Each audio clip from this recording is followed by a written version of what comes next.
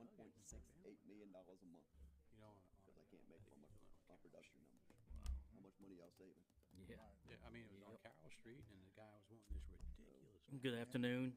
and he was trying. We'll go ahead and call the July 18th, We can 2023 talk about it later. City Council meeting together at 5:36 PM. Mr. Reed, if you'll lead us in the prayer, and then we'll do the pledge. Let's pray. Our Father, who art in heaven, hallowed be thy name. Thy kingdom come, thy will be done, on earth as it is in heaven. Give us this day our daily bread, and forgive us our trespasses, as we forgive those who trespass against us. And lead us not into temptation, but deliver us from evil. Thine is the kingdom, the power, and the glory forever and ever. Amen. Now, Father, as we stand tonight, we just ask that again your kingdom would come, so that your will would be done on earth as it is in heaven. And Father, we ask for your wisdom, that you would guide us in this meeting, giving us the wisdom and the knowledge and the understanding that we need to make the right decisions and the correct decisions on behalf of our city and our citizenry. And Father, we ask that you remember our colleague, Mr. Zimmerman, in this dark hour, that you would wrap your arms around him and strengthen him like only you can. Father, we can do acts of kindness and gestures of kindness, but nobody can do things like you can. So remember he and his family. We're asking this in the name of your son, Jesus. Amen. Amen.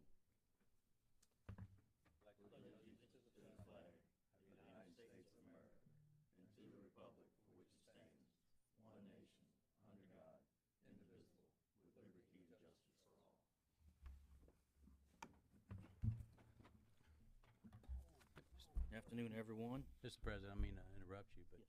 as a council, can we do something to send a wreath or some flowers or Talk about something for Mr. Zimmerman in his time of need? I think it'd probably have to be us collectively doing it. I don't know. Yeah. Can't as a city, but collectively we can all pitch Yeah. in and do something. Yes. What's that again, Josh? We can collectively chip in. Just talking about sending flowers or something, Yes. pitch in Okay. at the end of the meeting. Just can't as. Yeah, I was just asking the council. Yes, sir. Yeah, I'm good with that. Yes, sir. Definitely. Thank you, Mr. Noblock. Any, agenda amendments needed? Only thing we did, add approval of July 5th, July 6th, and July 13th minutes to the agenda for tonight. Anybody have anything else? Okay. First up is the guest, Wright Ward Hatton and Gruel, the 22 audit financial statement. If you want to step up and present it, please. And I know you'll have some questions on this one tonight, so. Hi, I am Charlene Turco. I am with Wright Ward Hatton and Gill. We have done your audit for the past couple of years. I will warn you right up front, I've been told I talk really fast for a southerner. So, if I say something that you need to stop me and get clarification on, please don't hesitate to do that. I do get going. You should have your audit in front of you. So instead of me making you flip back and forth in this, I want you to do me a favor and just turn over to the table of contents.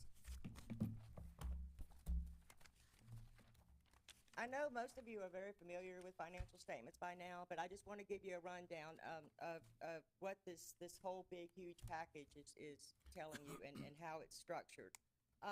This is the format for most all governmental, or in quasi-governmental. You will see the same format that's prescribed by our board. So if you're looking at another set of financial statements from another city, they're relatively easy to compare, just to see, if you want to look, see how you're doing compared to the city. The very first thing you're going to see is the auditor's letter, the independent auditor's letter. That has changed its format just a little bit. And what it does now is it puts more emphasis on your responsibilities as a city and our responsibilities as the auditor. And it also throws another little paragraph in there, which I kind of like. It's the emphasis paragraph. And that will give you, that brings the changes and the things that we're starting to look for in the big Gatsby, we're gonna have to start reporting these things now. That brings that from the back of the audit report up to the front, so you can see that inside that letter, all right? The management's discussion analysis, that one starts on page 5. that, if you don't, I mean, if you're not a real big number person and a lot of this stuff doesn't mean a lot to you, if anything, that is where you need to be focusing on. You need to look and at least read that portion, because what that is an overall recap of what all these numbers mean. It tells you what your changes are, I mean, how your financial position is, you know, if it's going up, if it's going down, how your utilities are doing. It even has a portion in there for the economic outlook. You know, what are you working on now? Where are you spending your money, or where do you intend to spend your money? So that is a really, like I said, if anything else, that is a really good thing to read, and just to get a good idea of what's going on. It's more in a, not so many numbers, not spouting a bunch of numbers at you. If you look at the next portion is the financial statements, and that's going to be the GASB-wide financial statements. You're going to see your fund statements broken down, your governmental overall, and the governmental financial statements on the first two ones is GASB's attempt to kind of make your city look like a business. You know, because cities are required to keep their financial statements on a fund basis. Everything's in funds. And the first two is taking those funds and kind of curling them up and trying to make them look like an accrual set of financial statements. So you'll see some things on these two statements that you won't see anywhere else in the financial statements, and number one being your net pension liability. We don't record that anywhere else in the financials except for on your net position, and that's generally a really large number, because you know what they do is they're spreading out the future actuarial determined pension liability across all the cities. So that's one of the newest things that's happened. You should see that number. It really affects financial statements. Going on down, if you see the notes of the financial statement starts on page 22. That is going to give you details on every number, or every important number, on those financial statements.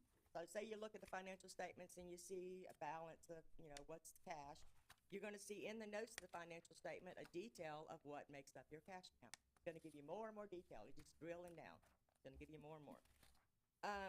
The supplemental, you got required supplemental information, and that's just some tables that are required by our board to, you know, like we have to give you the pension tables so that you can see how much pension has been costing you, or what the pension is going to be costing you when what we're booking as a liability. That's going to be on page 51. And we also, this is another little place you might want to look just to see how your city's doing, is in the on page 47, the budget schedules. We put in what your original budget was, and we put in what you amended your budget to, and that's always a very good comparison when you're looking at that, because you can see what you intend, you know, what you really estimated, and then how far off you were when you got to the end of the year. And then we show you your actual cash basis right alongside of that, and told you how you did. Did you guess well? Because that's essentially what a budget is. It's a guess. Okay. All right, and then the supplemental information, that's your schedule of federal awards. We tell you, that's the schedule of federal award expenditures, excuse me. We tell you how much of the federal money that you got in, that you spent. And then the special reports on further down is, you know, those are two more letters that we're required to tell you, and those are, you know, us trying to tell you, those are required by different regulatory agencies. The first letter, like the auditor's report, that's saying generally accepted accounting principles. How did you do? Okay. In the special reports, that first letter is, well, according to governmental auditing standards, how did you do? Did we see anything that was out of line, or we found any non-compliance or internal control problems with governmental auditing standards? And then the next letter is federal awards. Okay, we look specifically at your federal awards. Did you comply with your federal requirements? And did we find any internal control findings? And then you've also got the state letter that comes up next. It's the Limited Internal Control Compliance Review Management Report. Love that name. And that's us looking at all of the things that the state requires that you filed. Were they in compliance? Did you follow the state guidelines and stuff? All right, so that's a recap of your financial statements. Instead of me sitting here and spouting out numbers at you, I'm just gonna hit just a few highlights. If you will look over on your net position, that's on page 12.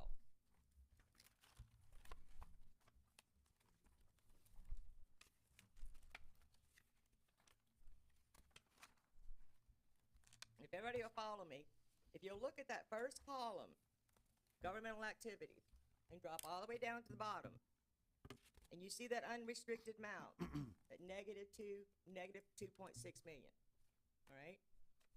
It looks kind of bad at first, all right? But if you look right up from there, and just follow that all the way up, and you look up to right about the middle of the page, and you see your net pension liability, that $11 million. Okay.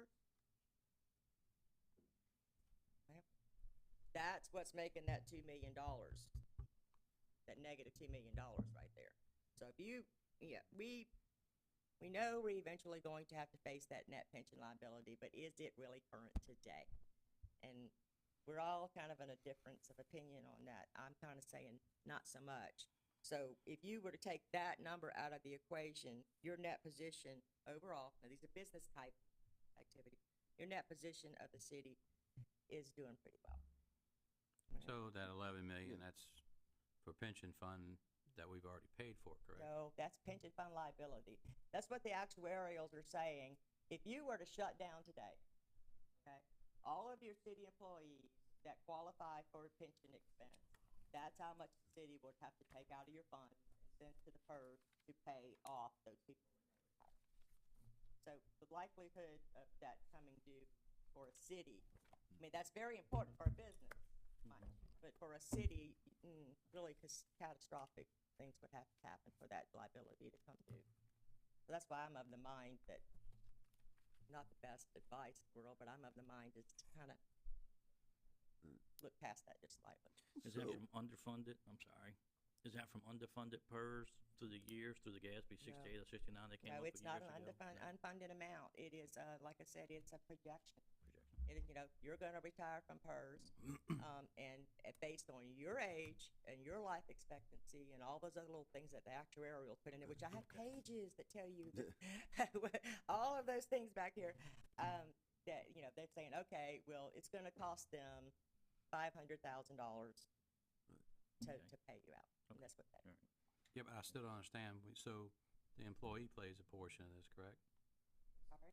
The employee pays a portion of this. Yeah, the employee, this is just the And government. then we This is just the pay a city's portion. We've never paid our portions. No, this is money the that we- city's projected. Yeah. We would only have to pay it if somebody retires, so if everybody in the city retired at the same time, we would owe $11,654,000 today. No, that would be over the life expectancy. Right, Yeah, over their life over their life expectancy, but Yeah. that's not gonna, I mean, we're not all gonna retire at one time and shut the city down, so that's gonna be stepped in as each individual retires, and they get paid out over 10, 20, 30 years of their retirement, depending on how long they live.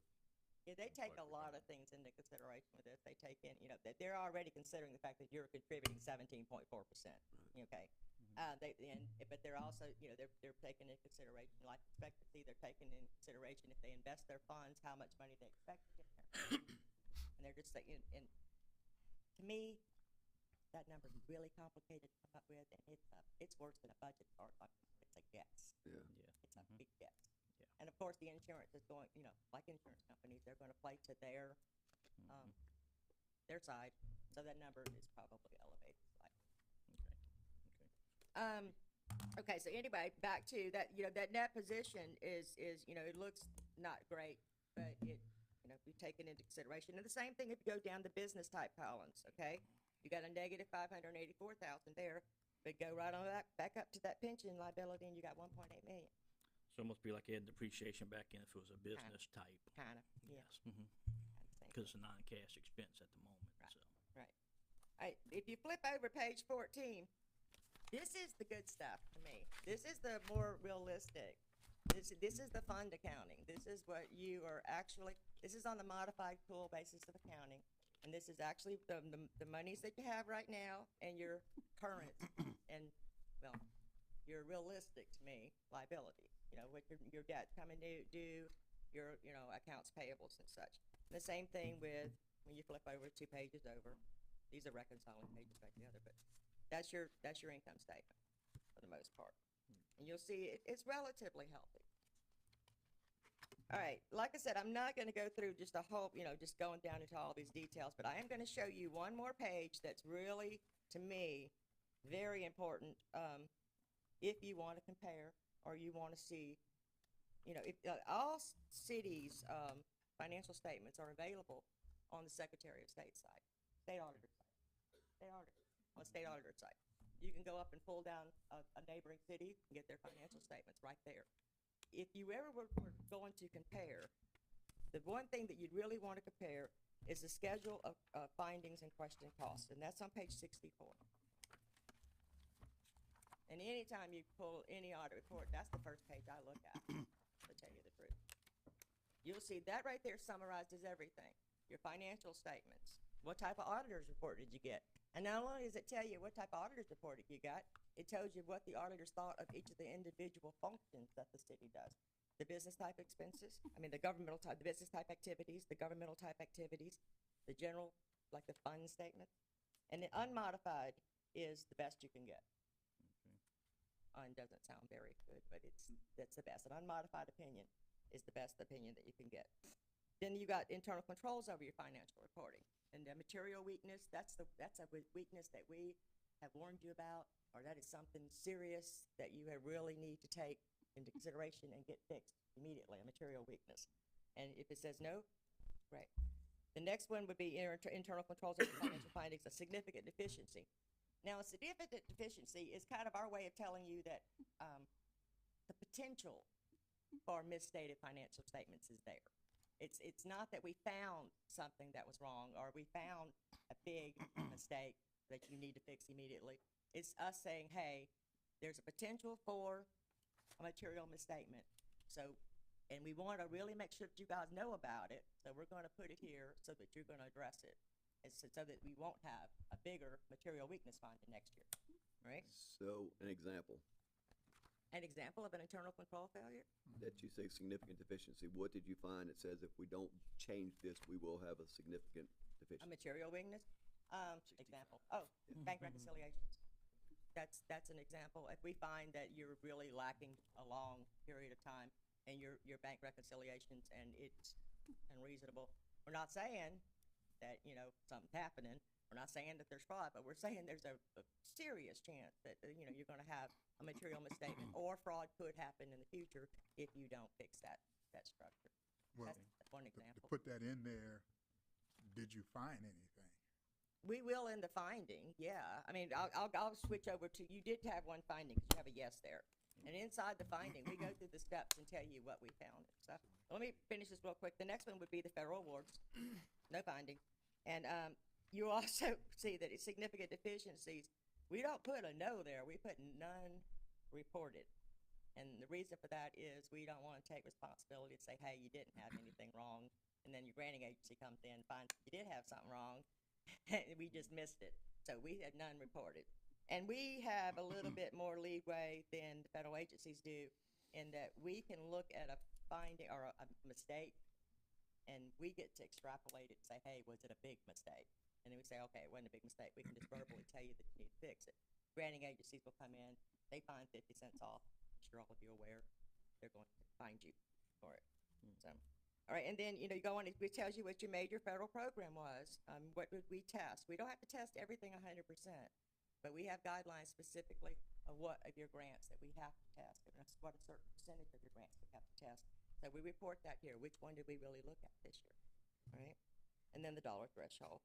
And then, if you see the auditee qualified as a low-risk auditee, a no there means that we have to test 50%, not the 25.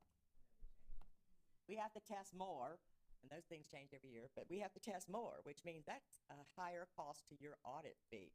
We have to spend a whole lot more time testing your federal awards than if you were a low-risk auditee, and there is a whole lot of criteria that you have to meet to hit that low auditee. And I believe the reason that they weren't low is because of the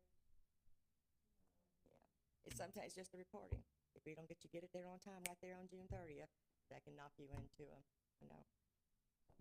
All right, flip over to the next page, and this will be the last that I'm going to take up your time. We did have a reconciliation account balance.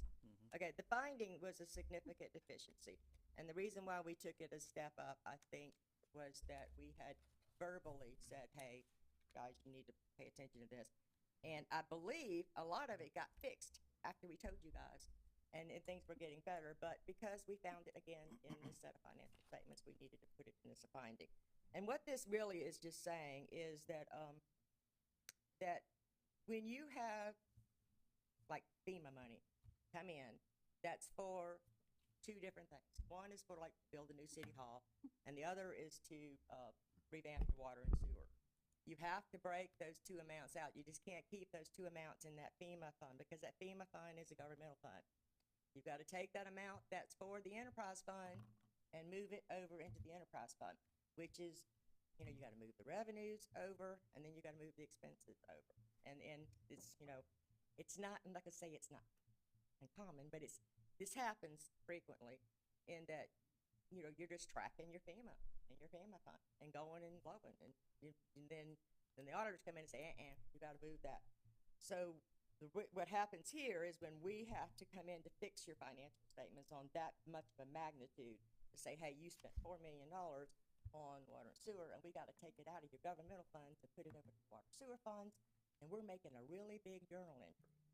And I just wanted to, I met with the mayor and the chief financial officer, and explained to them that, you know, we're making a big entry. And I think that you guys need to realize, outside of, you know, just looking at the numbers in the financial statements, that, hey, we took $4 million from your FEMA fund and moved it over to the ARPA fund. So that was the reason for mostly that this finding is here, is just make sure that you guys are aware that we do that. And we, like I said, we did meet with the mayor and the chief financial officer, and I've given them some tools on how to watch this, and how to make sure that those B2s and B-Froms are balanced, and how to watch and make sure that they're reporting to you that, you know, even though we got the grant, it still have to go over here. Okay. Anybody have any questions? Oh, yeah. Oh, yay. When you say journal entries, basically what you're saying is that's going in after the fact and trying to correct the way it was accounted for, as opposed to splitting it out initially and then writing those expenses against that account It's separate counts, yeah. as it happened. Yeah, and you know, as I discussed with them, it's kind of, that's exactly what we're doing. We're creating a due to in that effect, because you don't have a pooled cash account. You've got separate check accounts for everything. So the expenditure's being approved. You know, you got FEMA, okay, we're gonna spend $1 million, and it's going through the FEMA fund, and you guys are all going, oh yeah, okay, well, that's for that, and we'll mark it off. What's not happening on our end is that, hey, 500 of that was supposed to be over in the enterprise fund, and basic governmental accounting says you can't leave it all in that one, you gotta move it over here. So, yeah, and as a result of us coming in later and doing that, we're making really big journal entries that we're really not supposed to do. Now, we in the past recently consolidated down some accounts, kind of got rid of some accounts, and then now we're having to expand them back out to make this work. Is that what you're seeing, or? No, I did some journal entries up to show on the front end how to do that. You know, when you know that you're going to be expending something out of the FEMA fund for the, let's say, the harbor fund, you have to go in there when you cut that check from the FEMA fund and tell it, you know, make an upfront journal entry to tell your system that this expenditure, even though it's coming from the FEMA cash account, is going to get applied to the harbor. And you need to do it first. Look, I'm sorry, I see T accounts in my head, and sometimes I realize people are not following what I'm talking. But yeah, it's just that it needs to be done up front. Right. You know, the decision needs to be made up front, instead of when we come in later, and then we have to make a really big thing to adjust it, and then we have to present you these huge adjusted journal entries. But these are all, even the journal entries being done after the fact, these are all approved expenditures that were Oh, yeah. for Yeah, projects that we would have told you right up front that, no, you know, we found something that wasn't approved by council. That's one of the things we double check to make sure. And it sounds kind of wicked in my finding that loans are happening outside and the council's not approval, but I'm kind of a stickler for that, in that we're proposing this really big adjusted journal entry. we haven't come to That- you. and that's said, what "Oh, you're here for." okay. Yes. But, That's you know, exactly what you're here for. your report, I'm over here, sorry. Mhm. Your report says city's management is relying heavily on auditors to correct account balances without prior council approval of the transfer of funds and assets. What do you mean by that? That was me being me. No, I'm sorry. It is a little strong, but what I mean that specifically, by not doing it up front, by not making those transfers and splitting that up front, then we are going and spending a whole lot of time and sometimes making assumptions, to what needs to go from one fund to the next fund. And it concerned me that ours was such a large entry this time, that we had to move so much money from the governmental to the enterprise, that you weren't being informed. Does that make sense? Well, it's kind of news to me. I mean, Yeah, well, I mean. I guess I'm not understanding. Yeah, the whole thing- expense is, you approve the expense. Say you approve the $5 million expense. Our problem is that the $5 million expense. You talk about the police department now? Anything. I'm just making the number up. You know, you approved like an expenditure, where they wrote the check out to the construction company, okay, and it came out of the federal fund. You guys approved that, because it makes sense to you, it's out of the federal fund. But we, as auditors, are looking at that, go, no, that shouldn't have come out of the governmental account, it's the fund, the federal fund. That should have gone over into the enterprise fund, because that's the business. When you say enterprise fund, what do you Water, mean by that? sewer. Utilities. anything- Yeah. Utilities is enterprise. Utilities, harbor, harbor. anything that runs off the charter. But it should have been split out, the money should have been put out there first. Right. When it and came in. Taken out of that as an expense, not kept into one It pool. should have been done up front. So if we got $3 million in and we split it up, half of it went to the enterprise fund, the other half went into the general fund or the ARPA Whatever account. the process. But you approved the expenditure. Right. You just didn't approve it that. So Mike, is this the 400 accounts that you talked about? When we were talking about budgets and projects last week, Yeah. and I explained, you're seeing like the 108 account was your infrastructure money, the internet sales tax. Now you got a 408 account, and that is basically doing sewer and water work with those tax dollars compared to repairing roads and bridges and drainage in the general governmental funds compared to utility fund. So we kind of divided that up, and that's why last week was a little complicated.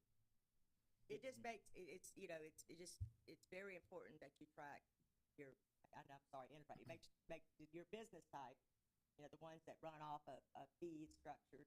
It's very important that, especially your capital assets, very important that you track those, and they're recorded in those funds instead of in your governmental funds. Because, you know, you want to know how much something's worth. You know, just say, you know, your water and sewer system, and you put $500,000 in it, and it was recorded in the governmental fund, then the value of the water sewer system over here never showed that 500,000. And I'm assuming there's been a more granular report given, and specifically citing in the letter that there's the 1.4 million that's been between the government funds and the enterprise funds, and it says in addition there's errors in the transfer just between government types of 200,000. So there's been granular specifics and how we can reconcile and ensure that that's accurate. Is that correct? Right.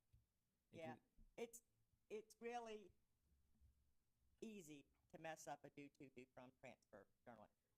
It is one of the most common mistakes that you will find in bookkeeping, because it's a 4-prong entry, and it is 30 years experience in accounting will inevitably mess up a due-from journal entry. And the thing that I was just emphasizing with them is that, you know, let's monthly, let's go in and reconcile those. Don't let me catch you. You know, go in there and reconcile those, make sure that you didn't get backwards, and balance it out and know why those are there. And then, but don't let me catch it back in. And Mr. Russo and Mayor, do we have a plan, or I'm assuming we do, in reconciling that 1.4? Has that been done, or it's in the process of? Yeah, I just got spreadsheets from Charlene and Camille this morning. Okay. Dealing with all this, so we can try to And I reconcile gave him, monthly, just I like gave we're him talking about. my way of, and I do it in a matrix form. That may work, Mhm. it may not, I may just do it in a table form, but I do it in a matrix form, so that I can identify everyone, and it automatically makes a journal entry for me, so I can make sure that the funds are balanced. But like I said, it's very, very common and very easy to mess up a due. transfer. It's just not good for, have the auditor head back in. So there was no impropriety done. It was money was deposited into one account and bills paid out of that account to an enterprise fund as well as a governmental fund. That was so there was nothing Just missing, saying. nothing commingled. It was just the money should have been split out to begin with Right. into the separate funds when we received it. We're just, essentially what we're saying is that you guys need to take responsibility for giving that, give it to us. So that we, my thing is that I don't wanna make an assumption back in. I And mean, you if, got, just because it's got harbor in the name, doesn't act, Harbor View. It doesn't actually honestly mean that that was a harbor expense, and sometimes we have to really dig down to go find out, well, should that have been in the harbor, or should, and then sometimes, I don't like to make assumptions, so it does slow the audit down. and when you say you guys, you'll be talking about comptroller, Yeah, the city, city the city takes Because responsibility. council don't make any journal entries, so I wanna make sure. Oh, yeah, you do. Yeah, when we approve the docket. You authorize it. yeah, we gotta But make yeah. Right. Yeah, so, okay. So is there any other? I guess Mr. Seal asked too that, because we've got comments about this letter and how it's written, that some people might think something was done illegally or wrong. and You'll that's notice not the it's a case. significant deficiency. That's the first thing that, you really wanna pay attention to. Had it been something that we're trying to communicate to you, and, you'll see sometimes there's flowery wording in there. Yeah. If it had been something bad, it would say material weakness. And us as a council, one thing I think I've asked for a couple of years ago was, I don't need to know who pays their water and sewer bill, but when we get a reimbursement for a project, I think the council should have a separate slip in all packet saying, we got $150,000 reimbursement for AY project or the sidewalk project, so we know, and we can track it better to make sure it's hitting the proper accounts, not just the general fund. That's being done as well. And, cause I've asked for that for a long time, we never really got that. Yeah, you need to know for your math. years. No, So- I would have to agree. We've been asking for that for a long time. A couple of years ago, we've asked for that report to come to us, and When accounts are actually reimbursed, we don't get that information. yes, so I think that's something we need to make sure we implement, and even if we have to make a motion to demand it I think you should be make. here. I mean, yeah, if you like to make the motion, I'll open the floor to that right now to, Okay, I'll make a motion, that, whenever we get reimbursements to any funds, are you looking for major funding? Not water bills being, no, just major funding and reimbursements and everything, projects. projects, capital projects. yes. So I make a motion that, the council's notified when we're reimbursed on major capital projects and any other items that would warrant, notation in large cash transfers. Yes, okay. Motion on the floor by Mr. Noblock, do I have a second? That's it. Second by Mr. Seal with discussion. Yes, on the cash balance sheet, we do have expected reimbursables. We just don't know when they come back in. Right, so we do have those numbers on our cash Yeah, balance you'd have to sheets. keep up with it month to month, see what it was. Right, see how they change, right? So with that documentation, it's just easier to Just need look. another line item on that. Yeah.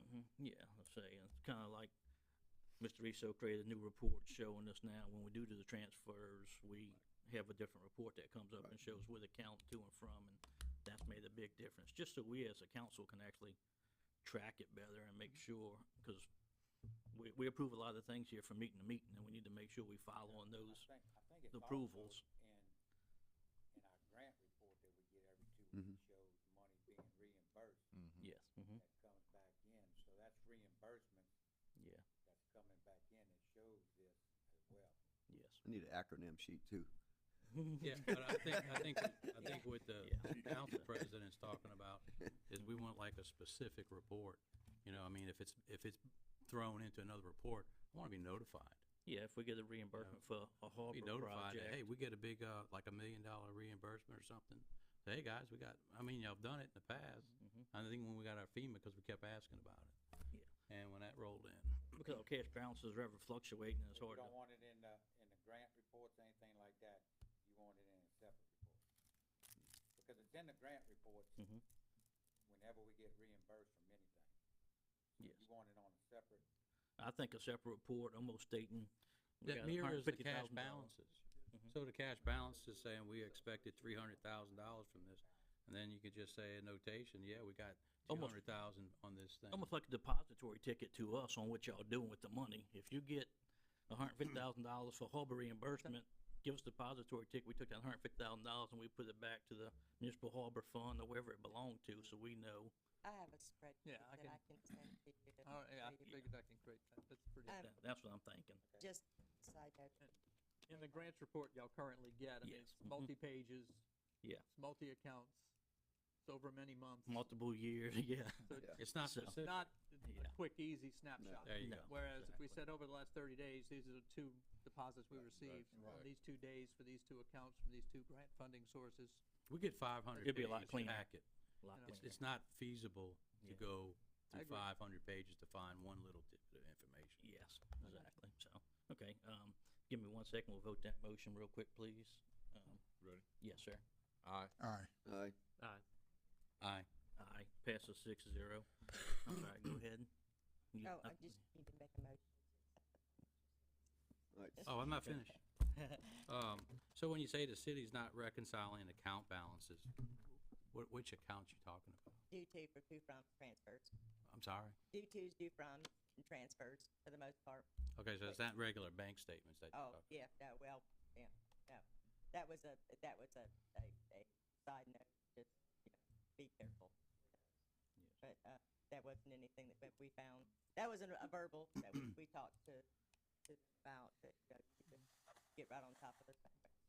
We didn't find anything were significant. But the accounts that I'm talking about here is specifically due to transfers. In their fund, in their loans. The interfund Yeah. loans back and forth, yeah. And that's to your general. Yeah, when you make a mistake in the journal entry, Right. I couldn't find it. Okay. Be, So be that- reconciling that monthly to make sure that the balance out. So overall, City of Bay St. Louis has strong financial audit. We're just one. Yeah, let me, real quick, I know y'all tired of me, but just one guideline that most cities. No, we only get to talk to you once a year, so No, you talk. I'm in no hurry. You talk to me. Yeah, just a real quick guideline that, most cities and our, we've always just, as a, can't think of the word, as a guideline, use guideline again. If you look at your governmental fund statements, general fund balance, in page 14. This is a very good indicator of if the city is doing well or if the city is really dropping the ball. If you look on the first column, the general fund column, go all the way down to almost to the bottom where it says unassigned fund balance. See at $3 million, almost 33.1. That number should equal 3 months worth of expenditure, because you don't get your tax revenues in until January, February. So that number right there should equal at least 3 months of your general expenditure. And if that number is equal or more, then you're doing it right. Okay. The bigger that number, the better it is. Good.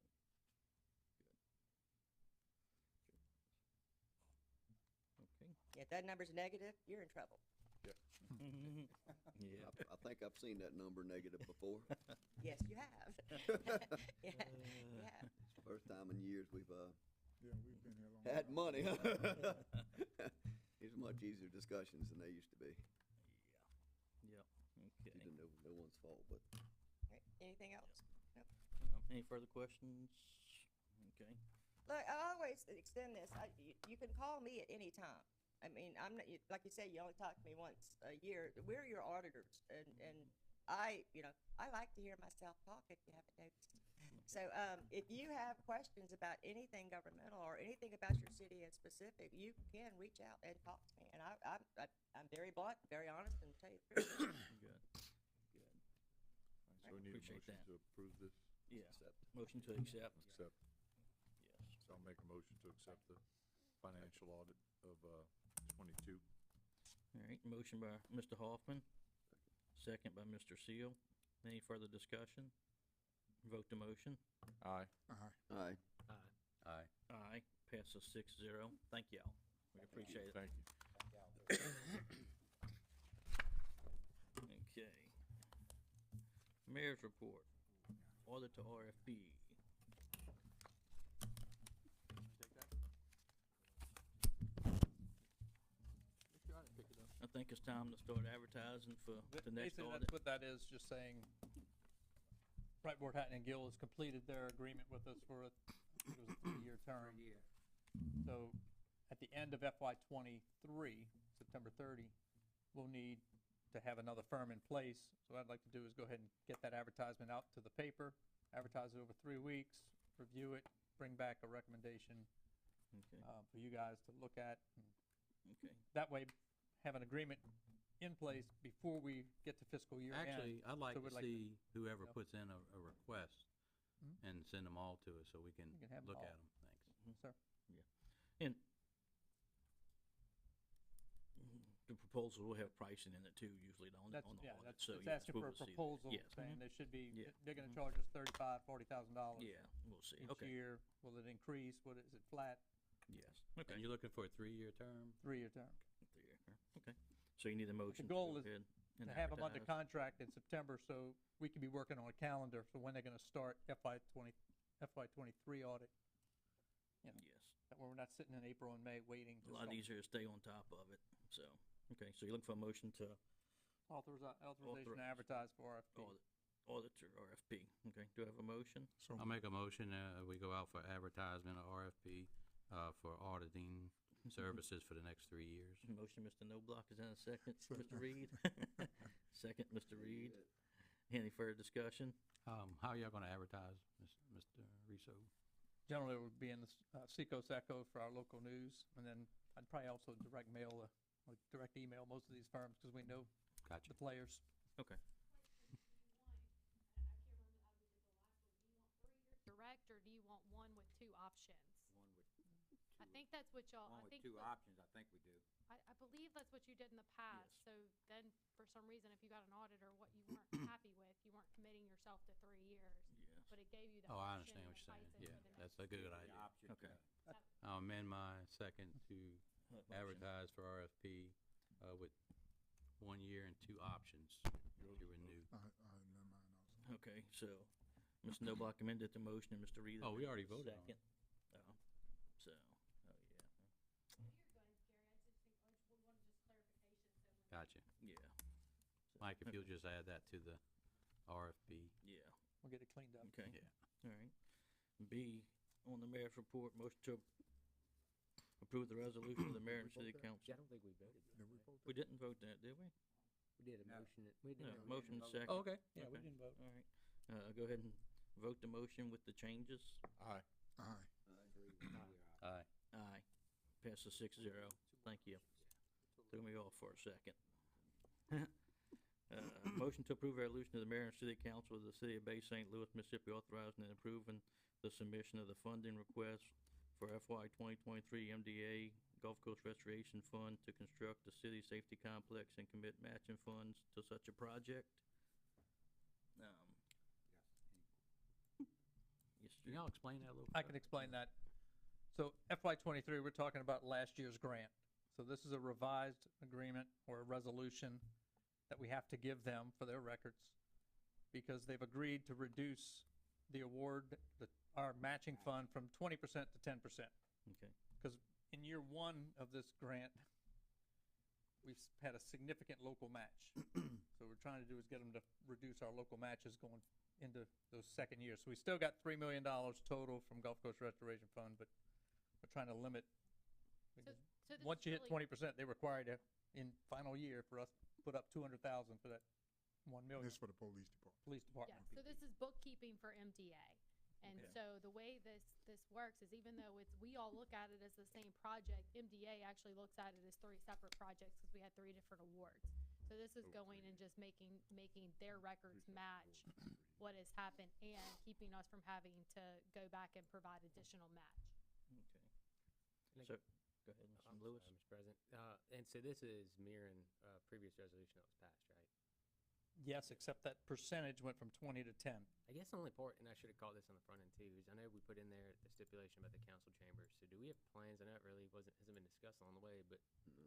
plans on the council chambers being relocated. Yeah, it says that in here, but we haven't.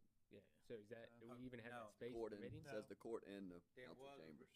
There was originally, and it's been looked at as well in the last few years, trying to find funding. maybe to create the court and everything in front, whether it would be in the back of it on the Demolition side, and then get out of this building here as well, but move everything over to that. I think when we started this, we thought we could build a lot more building for a Yeah, lot less again, money than what 5 happened years in ago. reality. 5 years ago, you know, we thought we could, yes, two-story building with everything in there for the price of what this here has cost us. Do we need to keep this in knowing now that that's not a realistic ability to do? I mean, It's irrelevant. I mean, Yeah, it's, Building's done. Yeah. It's just, it- literally, the reason that was it's just there is part because of the it. 20% went to 10%. I was getting So they gotta excited have for it a in their minute. books. Thought we were getting a new chamber. We got one. Yeah. Look how nice it is. Okay. So this has nothing to do with the extra money we got for the police department furnishing. Well, that's not for the it's for the police department. Alright, so so that's what I'm confused about. City secured another $1 million, right, from Yeah. MDA, right? So is this additional $1 million that we're approving now? No, you're not approving an additional. We're literally going back and changing or amending a resolution y'all did last summer. Okay. That was considered by the legislature in the spring, awarded, and instead of having a 20% match, we're doing a 10% match because we front-ended all this match on year one. Good. So they gotta check the box. 10%. Okay. Okay. All right. Yeah, I was confused about that. All right. Overall, It's Right. still 3 million we get in total. Right. yeah, Yeah. state legislatures were awarded 3 million. 3 million total. Okay. Okay. So, do I have, I'll make a motion to approve the resolution, for financial year 2023 MDA Gulf Coast Restoration Fund construction of the city safety complex and committing the matching funds from 20% to 10% change. motion, Mr. Hoffman? Second. Second, Mr. Noblock. Any further discussion? Vote to motion. Aye. Aye. Aye. Aye. Aye, passes 6-0. C, motion to approve the resolution of the mayor and city council, city of Bay St. Louis, Mississippi, authorizing and approving FY 2024 MDA Gulf Coast Restoration Fund to make improvements for Bayou LaCroix waterfront improvements Phase 2 and commit matching funds to such project. Reading asked us to try to acquire the additional property for parking. For parking, and At- yes, and other improvements out there as well. Okay, all right. And that match would be up to 20% on Up that. to 20, okay. And so, requesting $1 million total, so 200,000. What? 500,000. 500,000 yeah. total, right, with a Okay, yeah, $100,000 match. yes, okay. All right, do I have a motion? Motion. Motion, Mr. Seal, Second. second, Mr. Hoffman. Any further discussion? Vote to motion. Aye. Aye. Aye. Aye.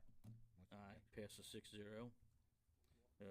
D, motion approves resolution of mayor and city council of the city of Bay St. Louis, Mississippi, authorizing and approving the submission of a funding request for FY 2024 MDA Gulf Coast Restoration Fund to make certain improvements for the downtown ADA Boardwalk Phase 2 and commit matching funds to such a project. And what this is using the ramp that was built by the Seal Foundation as our matching portion of this, so So, that would wouldn't be, cost us anything for that. And that was allowed. I mean, they agreed to that. Yes. Awesome. You can do that. okay.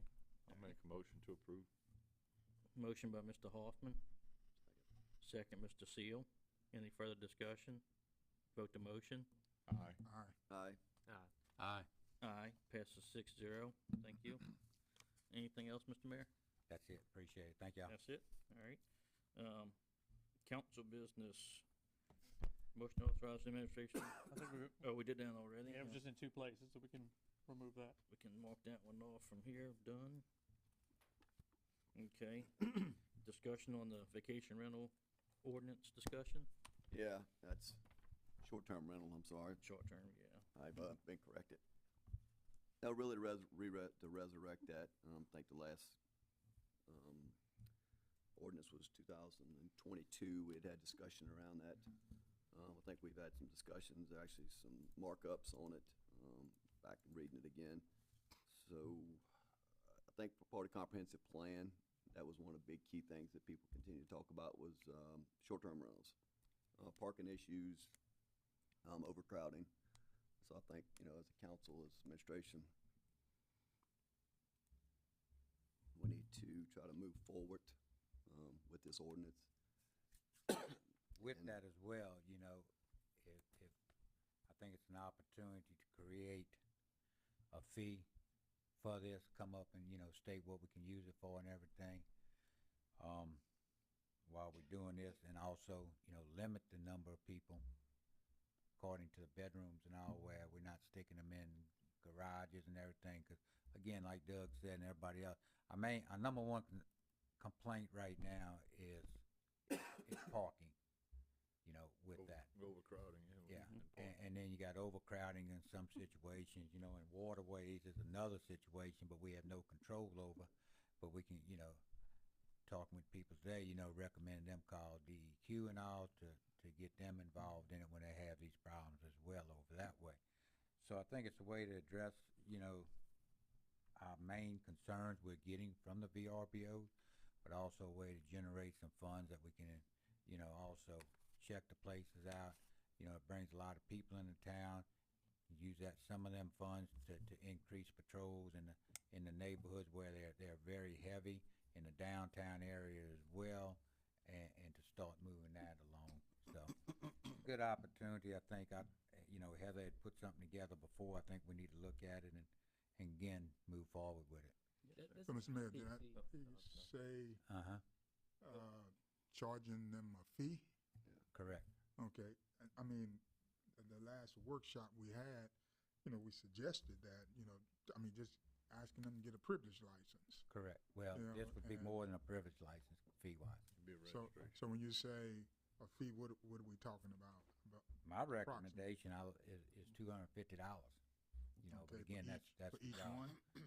Huh? For each one, Yes. okay. So Ocean Springs is $200, Biloxi is $100, Long Beach is $200 today. Yeah. What they're charging. You know, we talked about using that fee, administrative, you know, because there's still some ambiguity about parking, right? If you got 10 cars parked at a house, that only R1 residential says you can only have 2 cars parked at that property. Who does enforcement on that? It's not a legal issue with parking, is it, from police standpoint? No. So code enforcement, or, That would have because to it says be code enforcement, building inspector, fire But that's inspector, or something police as well, officer. you know, you got residential for 2 vehicles. How realistic is that in It is, today's world? right, and I understand, but so the Yeah. enforcement is, I guess, is another, how do we figure that out? Because that's the biggest problem is parking. Well, I think the best way to figure that out is if they're blocking the street.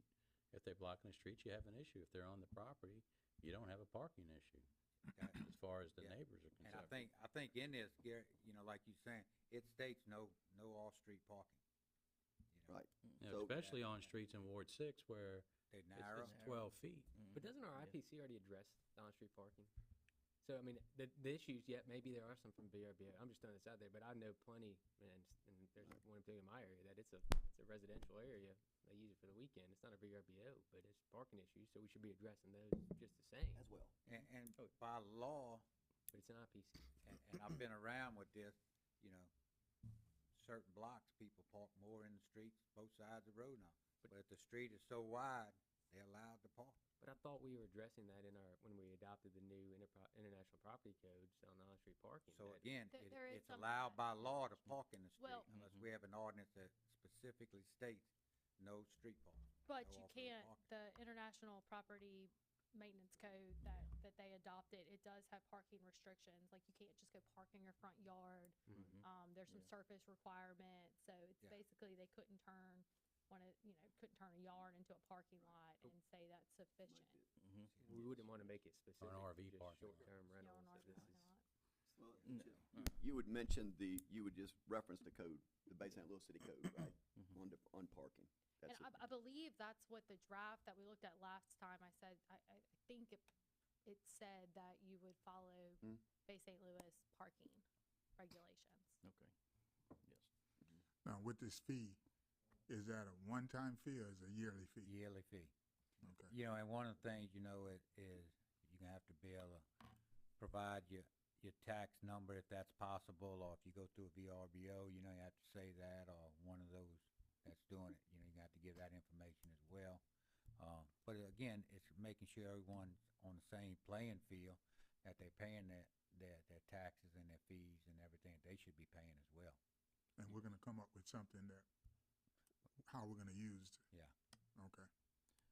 And it may be we need to add a position to enforcement of these properties and inspections and permit and everything else. So it's gonna be a workload for somebody to permit and inspect 500 of them roughly, you know, 400, whatever we have in town. Well, that's So, it. One and a quarter a day. yeah, you know, so, Yeah. And I think in here we stipulate that upon application, we have 45 days Yes. filing for us to be able to do that inspection. yeah, just 'cause it's gonna be. Yeah, I The think, first year's I think gonna be if such a bog if it down. does go through, I think realistically, you know, yeah, it's gonna be tough to do 500 of them in 45 days, no matter what we do. So, I mean, that's gonna be a realistic thing. They can continue to go, but just, we'll continue to work on it as well. But once it's done the first year and nothing has changed in that information and all, you can, you know, do your ride by, whatever and all, just to make sure. So you have the information, you've already checked it out and everything.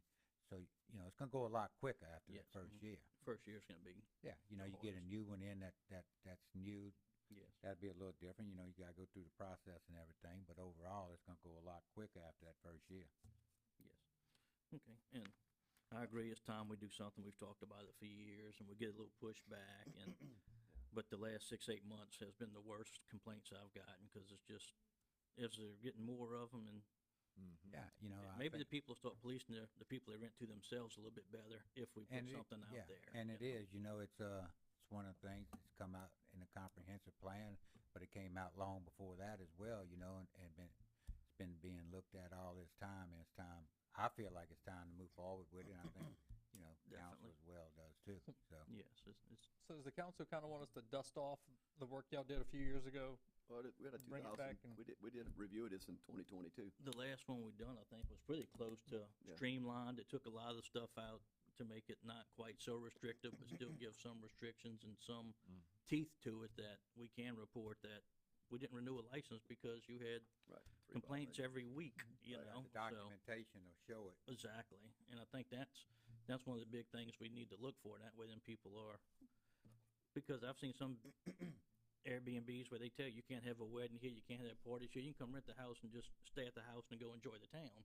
But then I see some of them renting it every week and there's 40 people at the same house every week having parties there, so we need to make sure what's gonna be conducive with quality of life for the full-time residents in the city that still deserve their peace and harmony in the town, so.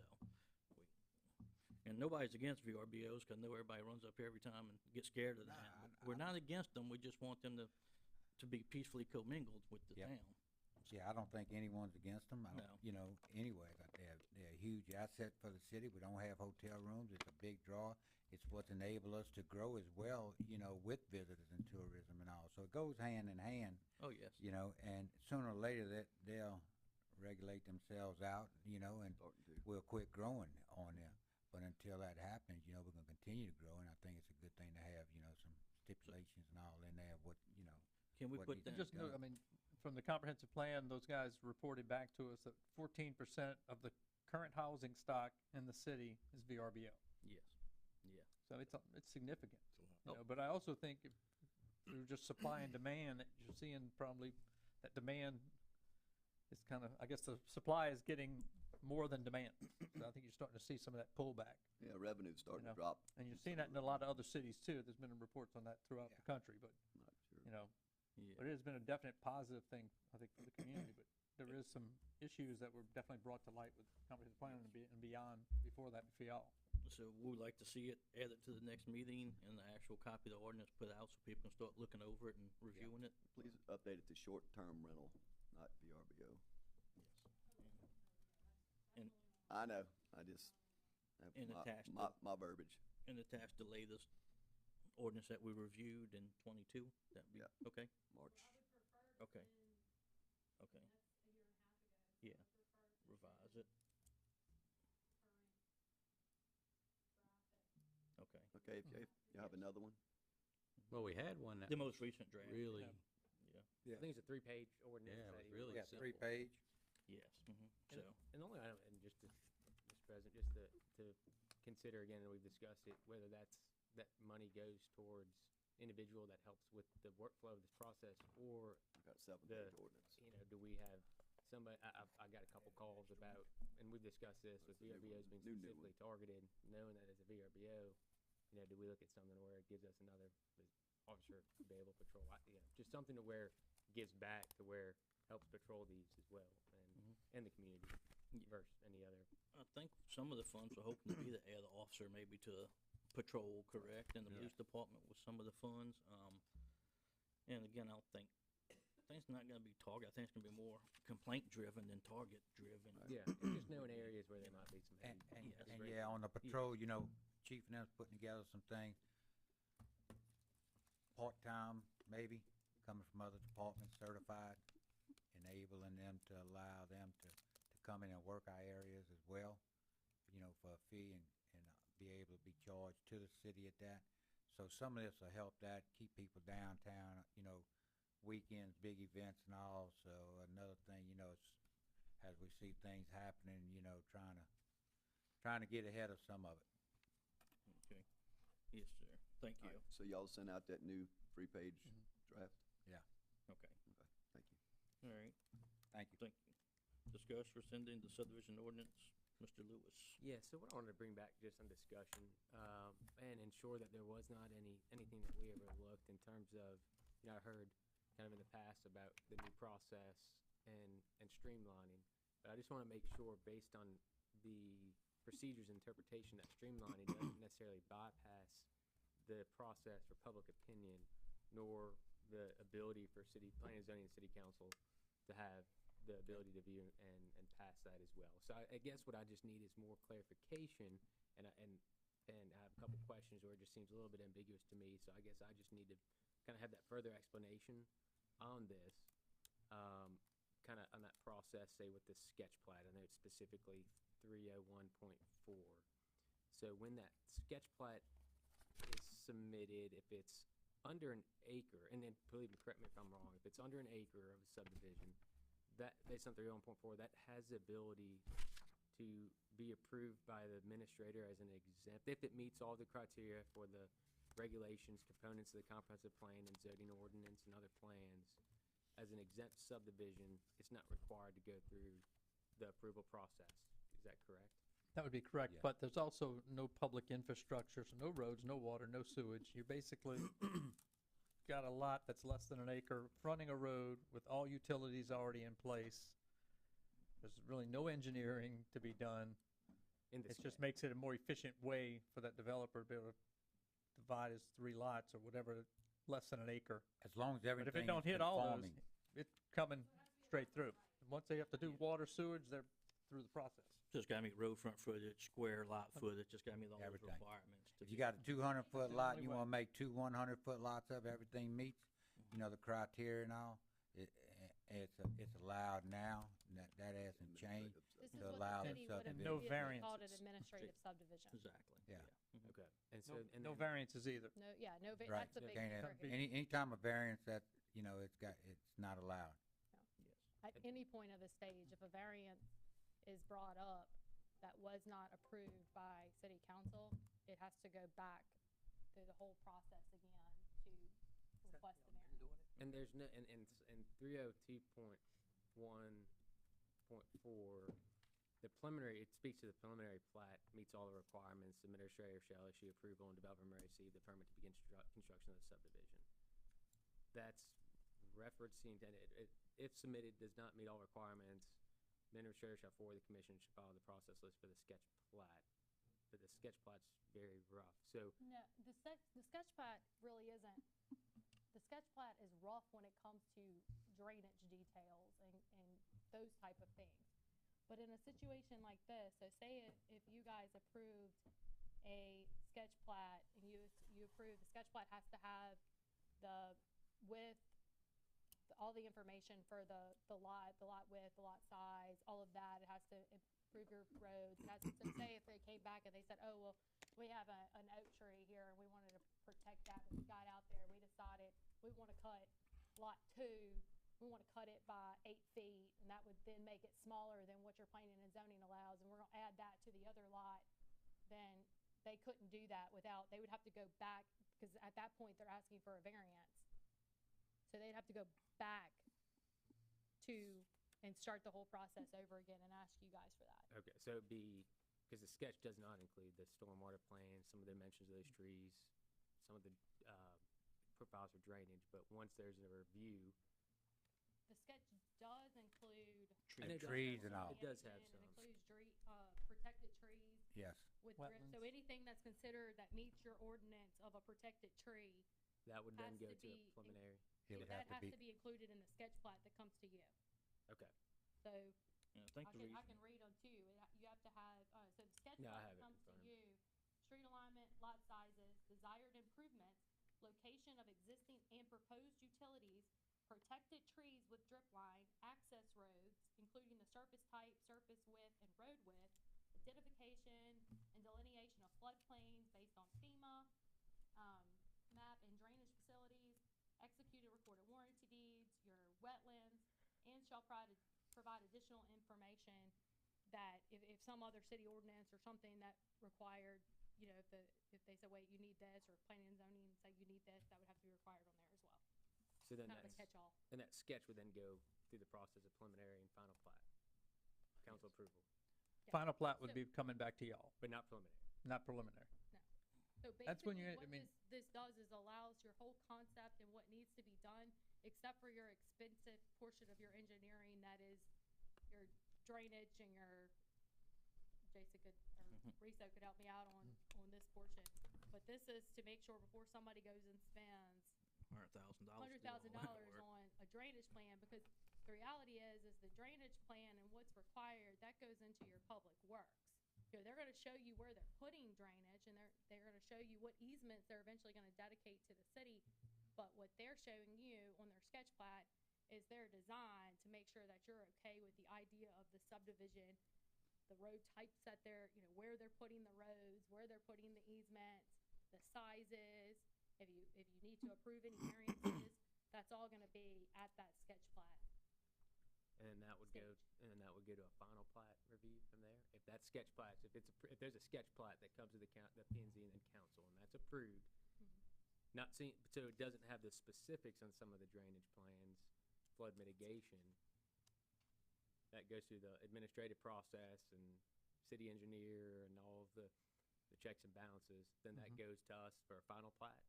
So What- your final plat, and it's the same thing now, a final plat is actually after construction. Right, So- and that's, because I just want to make. So su- when you get a final plat, even today, that's when everything's put And- in place.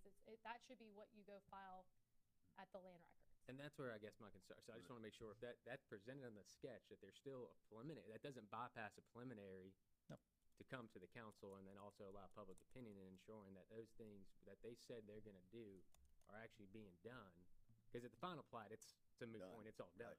Yeah. So I want to make sure Right. we're not bypassing a step for checks and balances for the public opinion and also for the city council to ensure No, that the time those for are the being public done. period would, during that sketch Sketch plat, plat. when they're saying, you know, I wanna take these 20 acres and make a subdivision or make a Walmart or something, but, this is how they're gonna cut it up. This is if they need any variances. This is where if they're gonna put a detention pond. But the engineer hasn't told us that detention pond needs to be 10 feet deep or 5 feet deep based on the drainage, cause they haven't run all those calculations yet. But we pretty much know where it's gonna go on the building, on the site. But they haven't done all their homework on really running all those calcs to know what exactly you want, zero net runoff. So is it a 10-foot drainage, retention pond or a 5-foot drainage? I mean, I'm just using that as an example. You're getting in the weeds on the preliminary plat. But if it's not designed according to the sketch plat that y'all approved, they can't get the permit. It just runs into a brick wall until they comply to build here, and if they want to change anything that's not in compliance with the sketch plat, it's coming back to y'all. It has to go back through the process, like Heather said. It goes back through as a But sketch if they plat. as a design it sketch plat, as that yeah. sketch was approved, then the permit can be issued, they can start building. But they've gotta follow the, stormwater ordinance and all those other things. So from the sketch plat, does the preliminary plat come back to us with all the details in it before it's Preliminary approved? plat, no. No. That's administrative in the new ordinance, that's administrative preliminary plat, and So if it negatively would impact adjacent properties, right, how do we? How is there an Then that would opportunity- not be in If it's- compliance with the if it's ordinance, therefore stormwater- you could if it's not give them a stormwater permit. ordinance, Okay, you wrote stormwater erosion ordinance, I guess. I mean, because it calls for it in a sketch plat, tree ordinance, erosion ordinance, and whatever, one other. And until they comply, they don't get a permit. I mean, I've run into it over a 6-month period on a subdivision, and we didn't give the permit. And it kept going back for, I think, 6 reviews by our engineer. That's in a different city. But the process works. You just gotta, if they don't comply, you don't give the permit and tell them to go. They keep waiting and waiting and waiting. So that's, the city administratively approves the preliminary plat. Correct. City council, No, that, it, Well, No, not don't come city back to council. us. administration. yeah, administration. And administration being The- public works director, fire chief for the fire They would all be safety. signing off. They would all have to sign off. Okay, everybody that normally signs off on the, Yep. on the major Site site plan, plan site review, plan. yeah, is what we Urban called it site plan. before, would be signing off on this preliminary plat Mm. to, And if you remember in the permit kind to of the move fee forward. structure we did, they got 2 free reviews by the city engineer.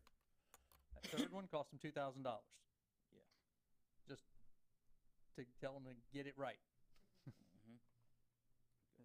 so, and, so since And a you're- developer have to spend 3 times 2 before. but has the, And on the, it's not fun. so the sketch plat is kind of taking the place of preliminary, but it's not as detail oriented, or there's not specifics. You're not into the weeds on what's in- the depth of the asphalt. Well, You know, and actually, I don't have our old subdivision regulations gone, but I'm pretty sure there was something passed out to all of you that Construction deed. Yeah, was a little misleading because your old subdivision regulations didn't require a lot of that either. That came actually in final. So basically, that was required under your old subdivision regulations. That was required, easiest way to put it was on as-built. So, like I said, I don't have this, and I'm not gonna try to quote our 1960-something old subdivision ordinance, but it didn't require a lot of the stuff that was relayed to you that it was supposed to require. So basically, you don't have those construction details, what you're giving the contractor to go build. and I just wanna make sure that But it still has to be in compliance with what y'all approved, the sketch plat. but if you have individuals that they're neighboring individuals, their sketch plats being approved, and there's questions whether that's concerns with drainage or that's a flood prone area, but you don't have the details and specifics of how you're gonna address those, then that goes back to the administration, and then the public doesn't hear anything more about it till the final plat, right? I mean, that's, 'cause They would, would- or would it come back to us? If there's any modification, does it come back to the council? If there's any modification to that sketch plat, then definitely coming back to y'all. I just wanna make sure there's a mechanism where, that it specifically addresses their concerns and a potential of a negative impact, that we are and the public are given enough adequate information of what that plan suggests and how you're going to mitigate that. And it sounds like the sketch really doesn't have those defined plans, but yeah, we'll make sure we're compliant with this and we'll put this in, but it doesn't have that defined scope. Then it's kinda just left to, okay, we're gonna make sure that it gets done from an administrative review point. I just wanna make sure there's enough adequate public input in that process, and that, yeah, those concerns have been addressed, and here's how. Yeah, and it's all gotta be based on the facts and all, not speculation. Yeah, Yeah. of course. And I guess, So you have multi-levels of professionals that are looking and approving that you are paying Right, as a city. sure. As a city council, you are paying these people to do their jobs, and once this stuff's submitted, so if public want it, I mean, once it's submitted, it's public record. and So if they wanted to come get access to it or have questions, if somebody's building a house next door to you and you wanna see something, you can go into the building department and fill out a public records request and get pretty much anything that you wanna see. So, I mean, it's all open. and- You know, especially talking towards drainage, part of that is to have our engineer review the plans, so that the check and balance. So, you know, I've been to it where I've watched other engineers submit, and it crash and burns when our engineer runs it. yeah. And we tell them, you gotta fix it. And that was something in your, So you know, it's in the weeds, 60-year-old it's the details of, you know, your engineers are going back and forth, going, is this what kind of slope is this ditch gonna have? You know, how deep is that ditch gonna be? Well, in your That's just 60-year-old weeds. ordinance, your old ordinance didn't have that anybody representing the city, you just had to have an engineer sign off on it. So you could go find some engineer that's, They you put a know, stamp on lives it, it was good. 2 states away, or is 3 months from retirement, or whatever the case may be, and slap a engineering stamp on drawings, and there wasn't anything you could do about it. Yeah. Cause that's all it required. And I just wanted to bring that again, bring it up for discussion and for my sake, better understanding of what some of the changes and what the potential ramifications are.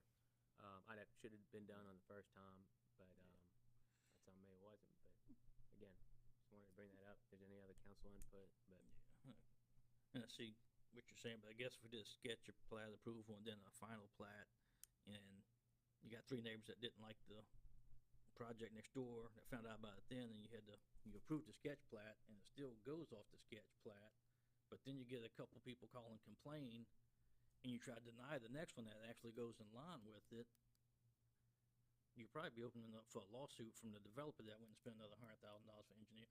I'm just talking out loud, thinking that you unapproved everything here, and they followed everything we said in here. We're not engineers to know what size pipe they needed or anything, so if they met all that. Yeah. But a few people started complaining in the process, then we denied it on that one. They done tied up a bunch of money. I think that's why I went to the sketch plat originally, was to try to save some money. If we don't like the idea and it don't fit with this neighborhood and we shut it down, they spent some money, but not the substantial amount of They didn't do all having the the- full set of It was plans. the final plat, I mean, yeah, it came, but, it was already I mean, it done. was already in, so you're gonna, I mean, Yeah, so, okay, you're gonna make them go dig up a road at that Yeah. point? so, So this is putting more responsibility on Mhm. your city staff to make sure things are being done, and your fee schedule reflects that, to put, I mean, what happened is there was, for a long time, no subdivisions really built here, and now they're coming, so this Yeah. is to make sure that we end up with infrastructure that meets your standards, meets your guidelines, somebody's looking at it, somebody's checking it on your behalf, and not just turning it over and saying, here, Joe Blow engineer that you've never heard of, you know nothing about, stamped it, we're good, here city, take this, deal with it for the next 50 years. Yep. Because that's what happened to you previously. yes, okay. Any further discussion on subdivision And ordinance? just one more comment, just on, Yes, sir. no houses can be built on that, in that subdivision until that final plat's done and the council accepts it. So if something's not built accordingly, y'all can decide you're not taking that final plat. I mean, there's, And then it's just, you know, yeah, fix but- it, fix it, or you're never gonna But build that house. That's just the You're not gonna get your, you know, your stuff back, so you have to build it according to that plan. Because that's another issue. we Otherwise, they have. can be sitting there looking at a bunch of vacant lots. We have subdivisions that were filed in this city that infrastructure was never put in. So now we have lots that are, they're not landlocked, because there's a city street there, but it's not improved because they went through and it was filed, and, I mean, I haven't gone back and looked in the dates of these to even see what years, but we do have multiple of those in the city that exist with no infrastructure there because they were never, It's a subdivision of property. Yep. platted out but never Yeah. developed really, huh? Yeah. Just platted. Okay. Yeah. Okay. Alright. Any further discussion? D, discussion moratorium of subdivision of property, Mr. Noblock. So we're not gonna, I mean, so that's it on that? No more discussion on that, Mr. Noblock? Yeah, I'm good. Alright. Oh, wait, say that again? I said no more discussion on Yeah, that. I just wanna make sure, cause Okay. Do you have one, Councilman Alba? Yeah, on the moratorium, we're going through this expensive comprehensive plan. And, I see in this new regulation that we have for building that everything's gotta follow the comprehensive plan.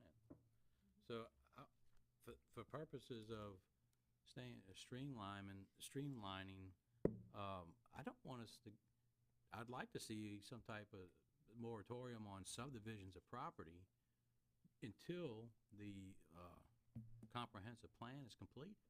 Otherwise, you know, we can get some splits that are just, You know,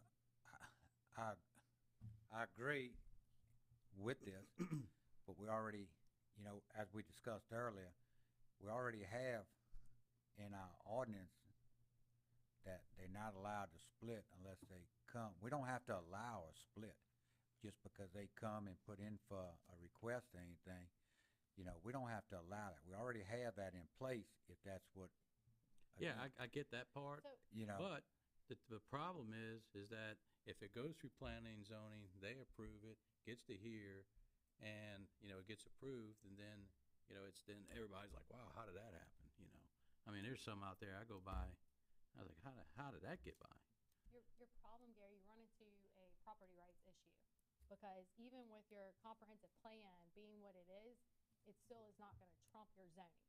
So your zoning allows certain things to be done by right.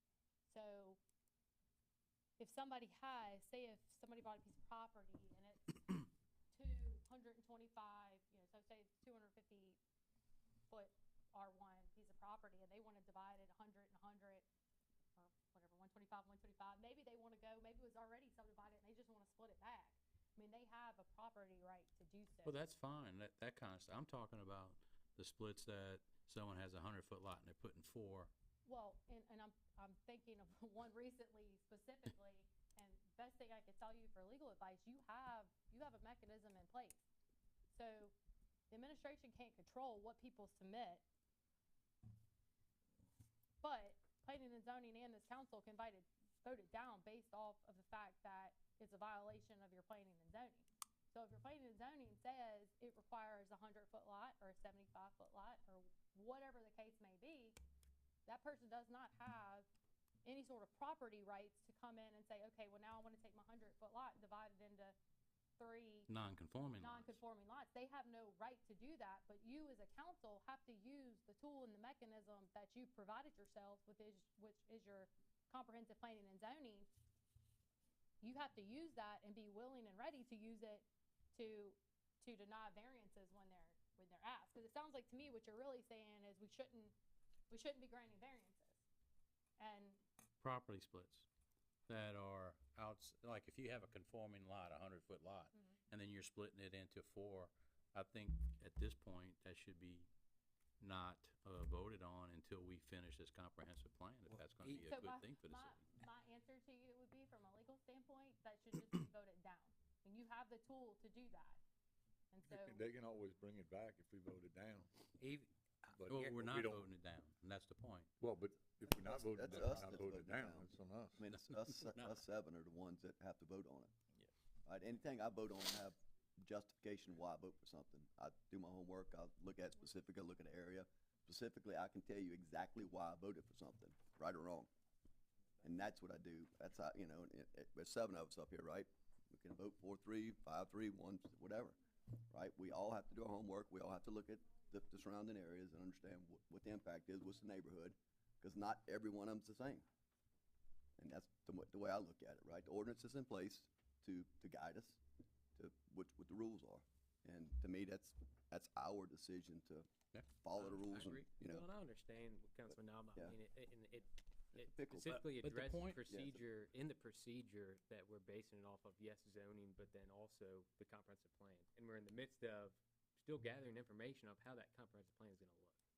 And so, and again, you can look at, I mean, again, just throwing this, exempt subdivisions, doesn't require any of our approval, so it wouldn't affect those. But you're talking about the ones that do need variances.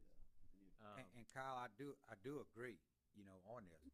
But again, once we have a comprehensive plan, you still gonna be allowed to come back and ask for that variance. And again, it's up to us. And again, you know, one thing we don't ask is the administration's thought on this. You know, what do they recommend? And again, it's a recommendation. You know, we don't vote on anything, but what is our recommendation for this? You know, and again. Yeah, that's what I was talking to you earlier, because P I and went Z to. can deny still or approve, you know, they don't have to go with you, but it's just what the recommendation is. Well, You know, and you part know. of that comprehensive plan, I mean, originally was how the public input drives what our ordinances may become. And we've discussed that in one of the budget meetings, and I know apparently now we're gonna have to go out for a whole nother budget allocation for updating some of those ordinances. But how does that comprehensive plan drive some of our potential for new ordinances based on what we're seeing and how we're growing and how we need to curb that? So I mean, that goes hand in hand. Yeah, again, it's a process. And I think over the 6 years I've been here, and even 2 that Mr. Lewis has been here, we have heard the people, and we have denied a lot more than we used to approve. At one time, when I first got elected, we approved a bunch of stuff. We have tightened way up as a council with the giving the variances and allowing subdivision of lots and stuff. I mean, I think some people don't even ask no more because they know it's tightened up to a certain point. So I do think, like Heather said, we have that control, and I think we just need to use it and I'd just say, you know, going forward, wherever we end up on this, you know, you have to look at the makeup of the city and how it's gonna affect and how it's gonna look years down the line. And yes, dude, I grew up in New Orleans, and I can show you You some don't wanna horror go there, huh? stories. I agree. You know, I mean, what they did to the West Bank, it was just horrendous. Yeah, no, I agree with you. There was I mean, everything was just thrown in together, but the council's right. We need to start looking at our zoning ordinance and rezoning. Yeah, I think that's gonna be the Con- next Go step. in line with the comprehensive plan. Yeah, I think that's gonna be the Yeah, next step after. yeah, zoning has to comprehensive plan. follow, zoning's methodical, right? You go from highway to R3, R2, R1, right? Neighborhood commercial, downtown commercial, so zoning is, you won't just change zoning. The comprehensive plan will not change our zoning, I know, I realize right? that. It won't, because we're laid out, the city's laid out already, residential, R2, R3, so the comprehensive plan, to me, it's a guideline, right? And It you will, have one currently. We have So- one currently. So even though there's one being drafted, you do have one. Right. It's sitting on a shelf and it's older, but you do have one. yeah. Exactly. So it is there. And like I was bringing up to the mayor earlier today, was that I went before City of Diamond Head. They have a new comprehensive plan, and I was asking for a sign variance, and I was shot down big time. Right. And I was okay. Yeah. I was okay with it because, you know, the guy says this is not good for the city. We don't like this, and it's not in our comprehensive plan. And the administrator, the plan and zoning administrator, recommended to the plan and zoning denial, and that's what we needed. Right. You know, we need, the administration needs to take more of a proactive thing and help guide the planning and zoning committee, commission, so that they can navigate. Cause a lot of them, they're all volunteers, they Yeah. work and, And they don't I understand actually- it's That's complex. easy to do. That's really easy to do. And Jeremy and I have talked about this, and Mike and I have talked about this for a long time. I mean, it is very easy to do. But, with that, you know, I would ask that when y'all get those recommendations, that you really look at it, cause you're gonna get the good, the bad, and the ugly. So when the administration does that, it's gonna walk you through the legalities of why you should or why you shouldn't. No, they just made a recommendation. They didn't tell them how to vote. Yeah, and that's Yeah, all right. it is. Oh, Well, yeah. that's what the recommendation, I mean, you know, But when you have currently, we stuff don't- that comes through that if the administration says this, it's usually more for denials than it is approvals. But if something should be denied, there's usually not just, I'm denying this because I don't want it. That's not what it's gonna be. You should deny this, and here's your reason, and it'll cite to an ordinance. Right. Here's your reason why.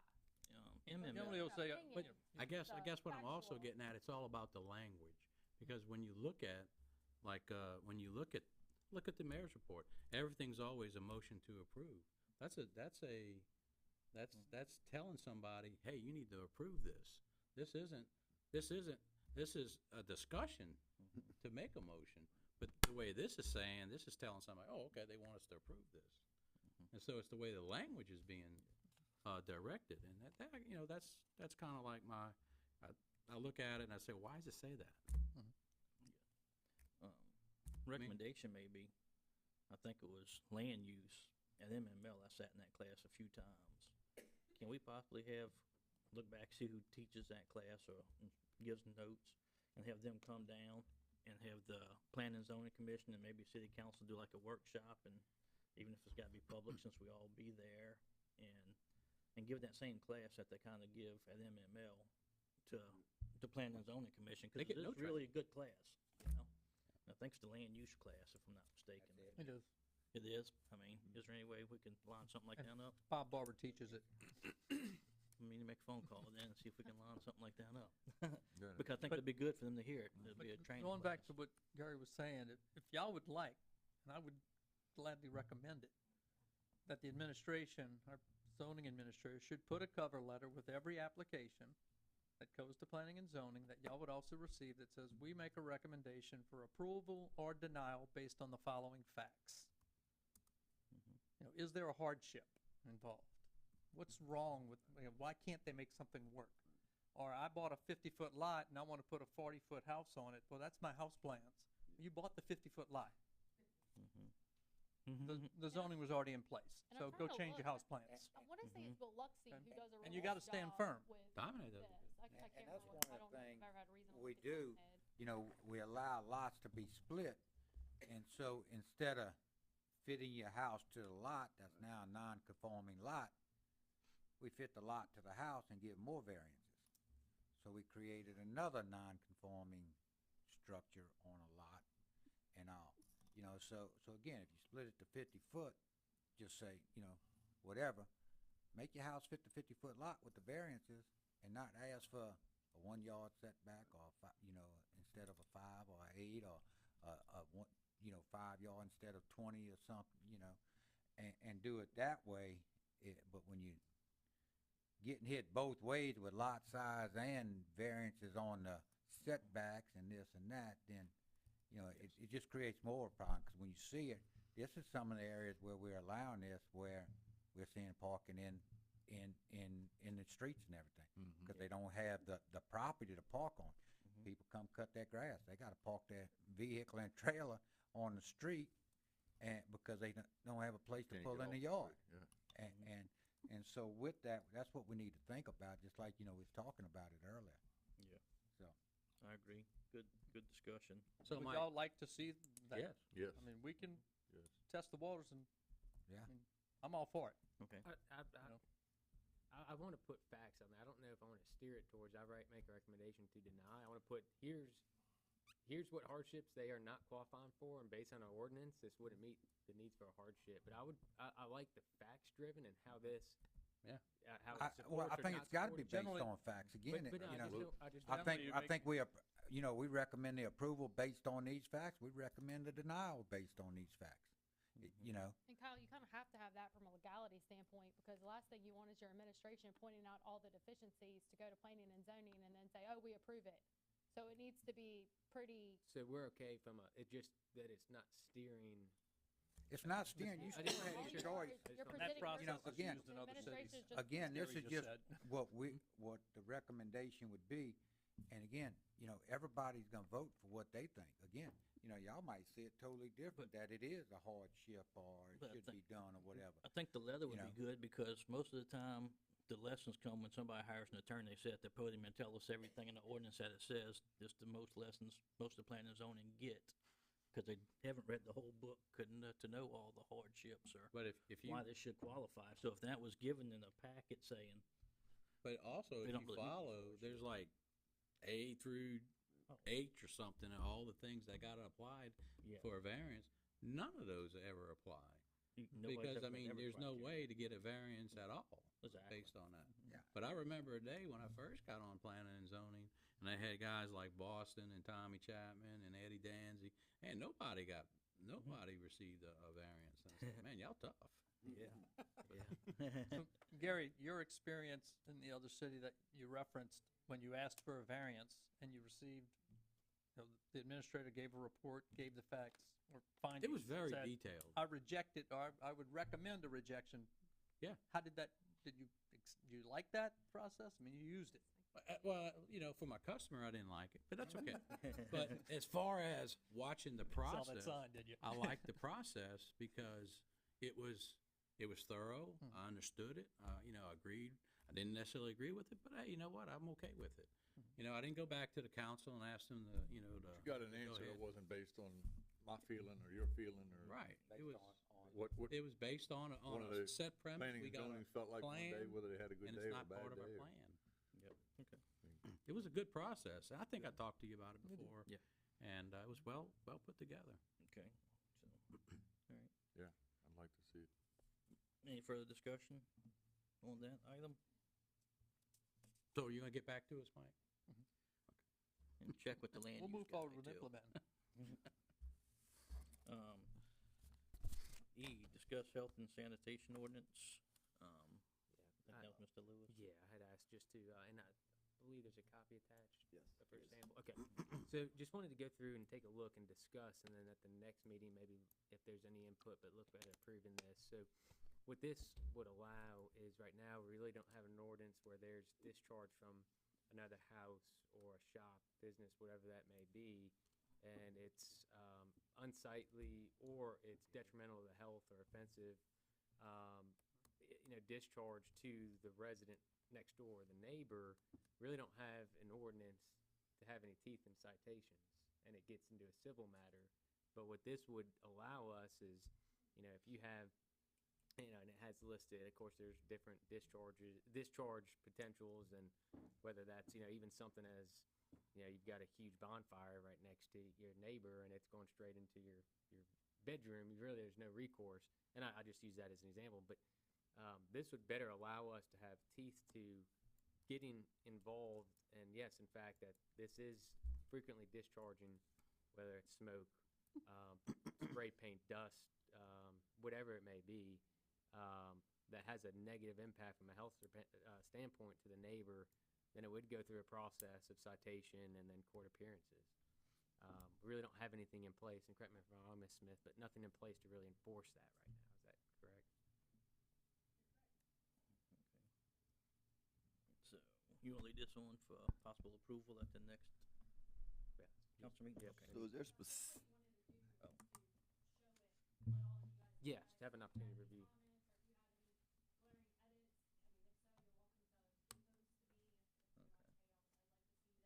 Can y'all email that out to us? I think it On a should be in computer. Should be attached. packet, I believe. It is. We can email it. Yeah, it's on. Email those I'll out get it. to you. Will you email that out? That's chapter 28. Yes, it's labeled chapter 28, health and sanitation. Yeah, and so it would be inserted into that chapter Mhm. 48 area. Okay. All right. Yes. I think it Good. stops right now at 28-4, and so it would Just go in build on. Article 1 and start with 5.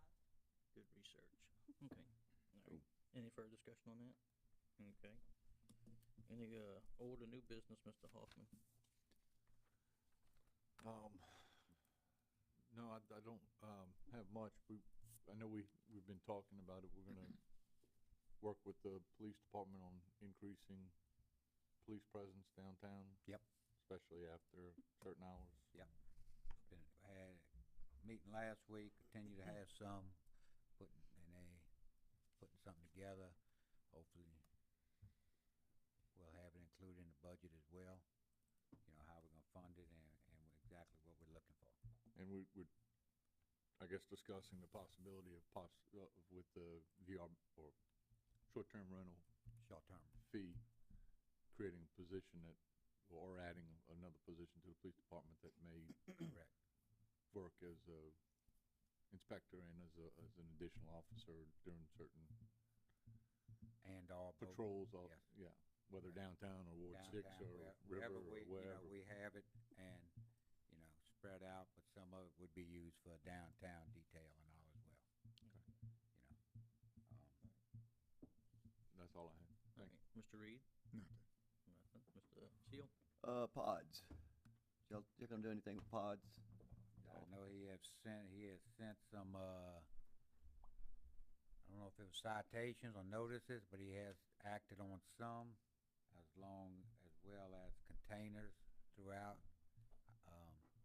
I'll find out which ones he's acted Yeah, on just and send up, where. find out what he did. Yeah. Get a report on that. 811 dig ordinance, I brought this up last meeting.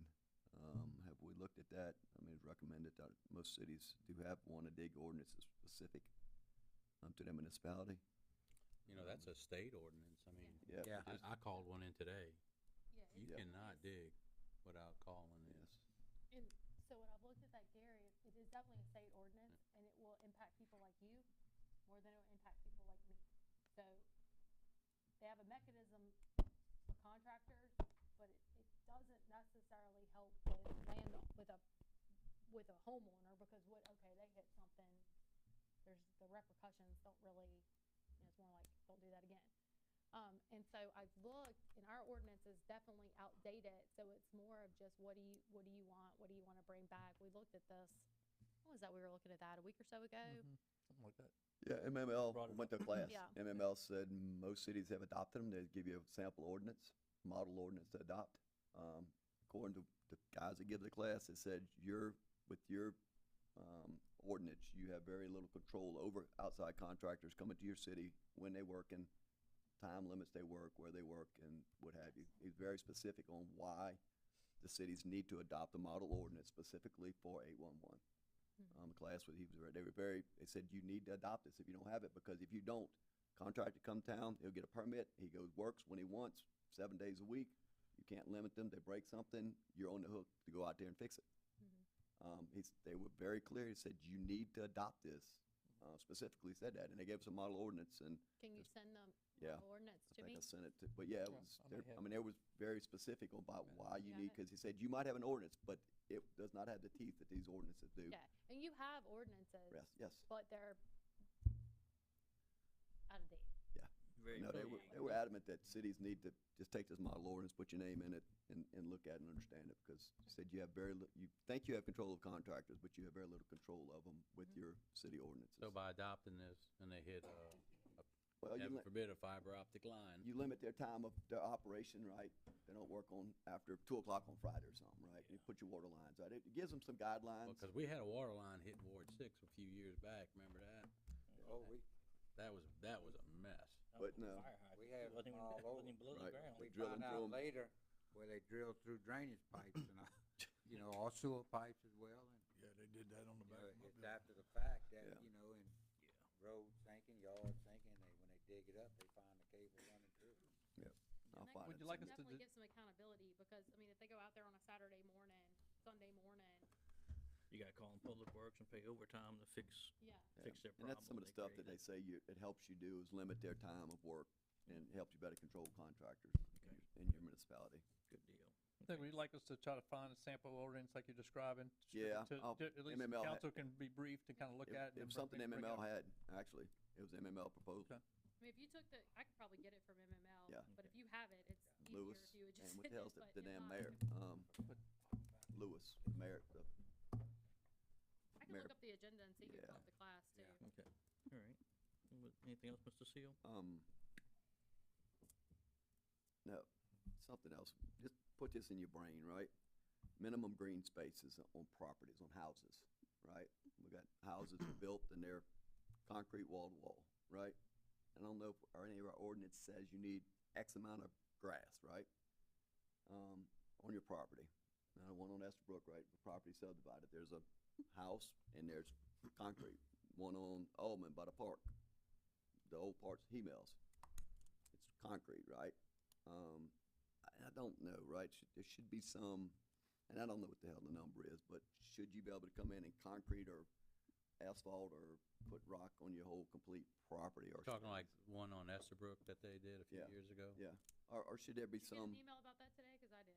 No, I didn't, I No, I just didn't. remember. Randomly got an email about that. No, I just, but I mean, I property riding today, by, I saw one the other day, and I'm like, what, it seemed like we'd want somebody's front yard to be green, not asphalt, and I don't know what, You definitely have the 50%, you can't build on more than 50%, but I think I Right. looked into that. That's only buildable. Possibly for that property. Yeah. Cause I thought there was something that, there's nothing but green, it I don't does think on not residential. not residential. clarify the 50%. Commercial gives you a percentage green Yeah. space, but residential does not. Yeah, So, I don't, to me, it's, We can look into it and see if, how do you do it, or what, what some others have. Also, And the- we've been talking about as well, we're getting the gravel driveways coming all the way out to the road with no kind of buffer in there to stop it from coming on the road, which creates a few hazards. One, they end up in the road, tearing the road up with continuous rolling over, but if motorbike, bicycle comes by and hits that loose gravel and all, so they're in the process of putting something together where, gotta be full, some type of solid surface 4 feet off of the road. okay. and I've Yeah. looked at that nationwide, and most cities have something that Yeah. requires some sort of. Because we're seeing it more and more, some people go in and they do it nice and neat and they contain it and everything. But some of them that's now is coming out all the way to the road, it's ended up out there and it's creating hazards.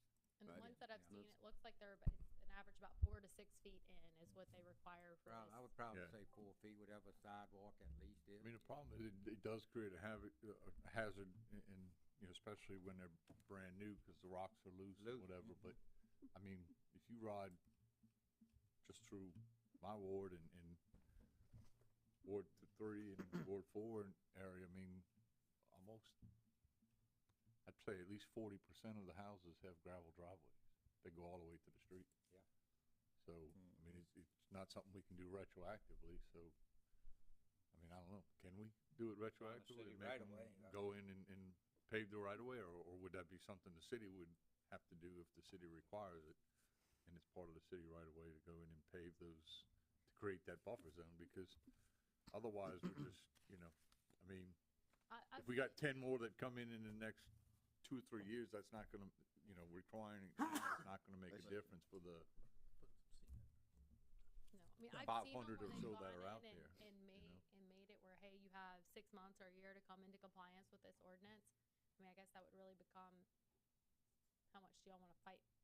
well, I mean, with that. I mean, and if somebody's we living can on a do it. fixed income, a fixed budget, you know, how are we Yeah, gonna make we- them spend $5,000 to put down some concrete Concrete. on a rock driveway that they've had for 60 years living there? But, I mean, I guess my point is just, you know, we've got so many that are out there right now. You know, yes, it's good that we wanna prevent the future ones, but we need to maybe do something about the ones that are out there that are hazards as well. Because there was one specific instance that we dealt with a few months back, in just that surrounding area, there was probably 10 driveways that were the same, you know, so it's hard to make someone pay that extra expense if we don't, but we need to put it in place and move forward with it so that we don't just continue to create more problems for ourselves, but Okay. That's just a text amendment. Yeah, that's all it is. that is it. So we hope to have that for the next meeting. Okay. I don't know if that would be a text amendment, Gary, or Alright. just drop. Anything else, Mr. Seal? Nope, that's good, thank you. All right, Mr. Lewis? Yeah, I mean, just so whenever, you know, like in Mayor- the building code, Mayor, I was looking, the, They- property we went and looked at on You gotta Bay stop Oaks, riding your bicycle. we still have that online to That's do fine. something with that swell. Whatever way that makes it swell, work. Mitigate some of that water. I know Ronnie sent some emails out. Saw that, but they're still planning to get something done there to help mitigate some of that water and that. The is that- swale along the road? Mhm. Yes. Okay. I'll find out where he is on that. Anything else, Mr. Lewis? That's it? Mr. Noblock? I'm good. You good? I don't have anything right now. Yes, sir. Mr. Mayor, I just wanted to, mention that tree on Keller Street. I got another call about it. Okay. And it, I know Ronnie has went out and looked at it, and Mhm. said it needs to be cut, finding somebody that can come out and do it. I'll see if he's on a list or where he's at on that. We can't do it as a city. you said don't we have can't do it? No, we don't have the capabilities to do it. So we have to get someone to come do it. Okay. Yeah, they were over, a couple of days ago, and I just mentioned it to the mayor for, Yeah. and they are anxious about getting it done because of the hazard. That's all. He has been out and has looked at it. So, Thank you, Mr. Reed. Public forum, 3 minutes. Mr. John Omen, you're up first. Come on down. VRBO discussion topic. Or short-term rental. Yeah, I know, right? That's, I thought somebody sent me a text, and I'm like, I'm sorry, that's my fault, that's just what I call it. Yep. John Omen, 110 DeMont Woodland Avenue. It was actually Mr. Seals bringing up the subject of vacation rentals. Maybe I'd like to tell you about a situation that actually ongoing right now, just for your information. There's a vacation rental directly across the street from my residence, and a tribe moved in Saturday.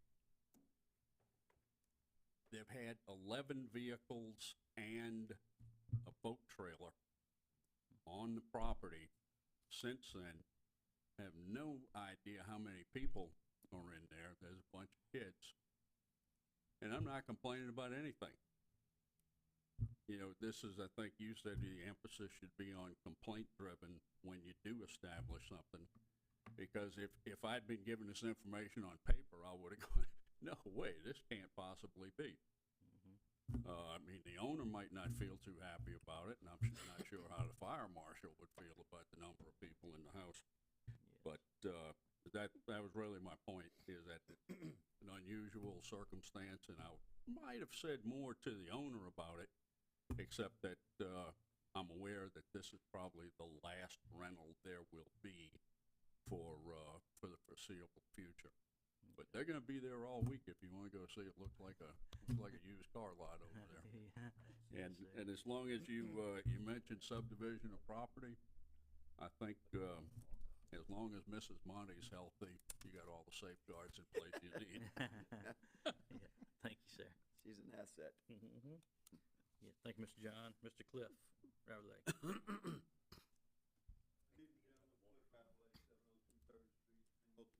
Aware why I'm a little bit late this evening. How'd that go? No, I didn't tell you. I had to go to school Yeah. board meeting. Mike, your son, and I had a good discussion after the meeting since he failed to call on me. That's why I'm so late. All right, Gary, I walked in, you talking about variances. When I, 2008, we were, well, 2006, 2007, we were looking for a house here. At that time, it was a common, you want a variant, Bay St. Louis give you a variance for anything.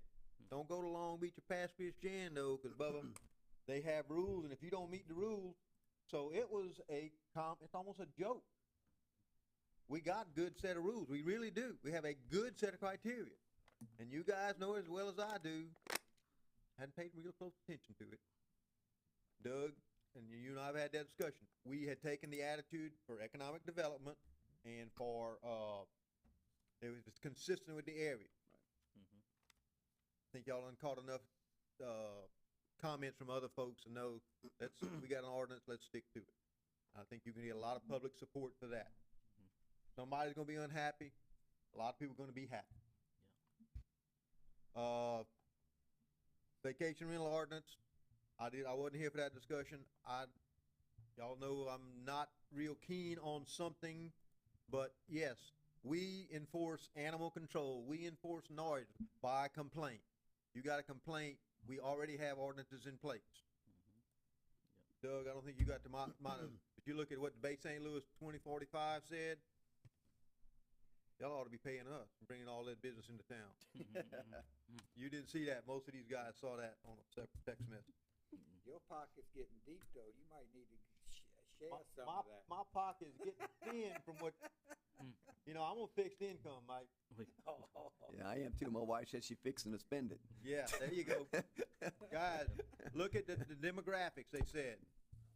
We're in the lowest quarter percentile on median income in this area, and we got the highest housing in the area. That's what I was at school board meeting about. You might think your millage rates are low, but for the whole coast, but guess what? Our house values are up, and so yeah, the total dollars is there, Bubba. The value of the mill is up. Then the value of the mill is up, exactly. Yes. So, We're just way behind on that. yeah, Coming up. we doing stuff on that. But anyway, I appreciate the conversations that are going on here this evening. I apologize, I wasn't here for all of them. No problem. I'll find out what's going on. I understand that y'all gonna discuss it at another meeting for vacation rental order. Yes, and they're gonna put out the latest draft probably in a day or two. It's It'll down to 3 circulate. pages. Down to 3 pages. Yeah. Was my buddy here, Dr. Warner? Cause he's in town just for this meeting. Yeah. I think his yeah. representative was He was here. here for Yes. So, So that's all I had to say. I try to keep it 3 minutes. Did I make it, Josh? yes, sir, you did Thank good. you, sir. Thank you. Engineers report, Mr. Kenichi.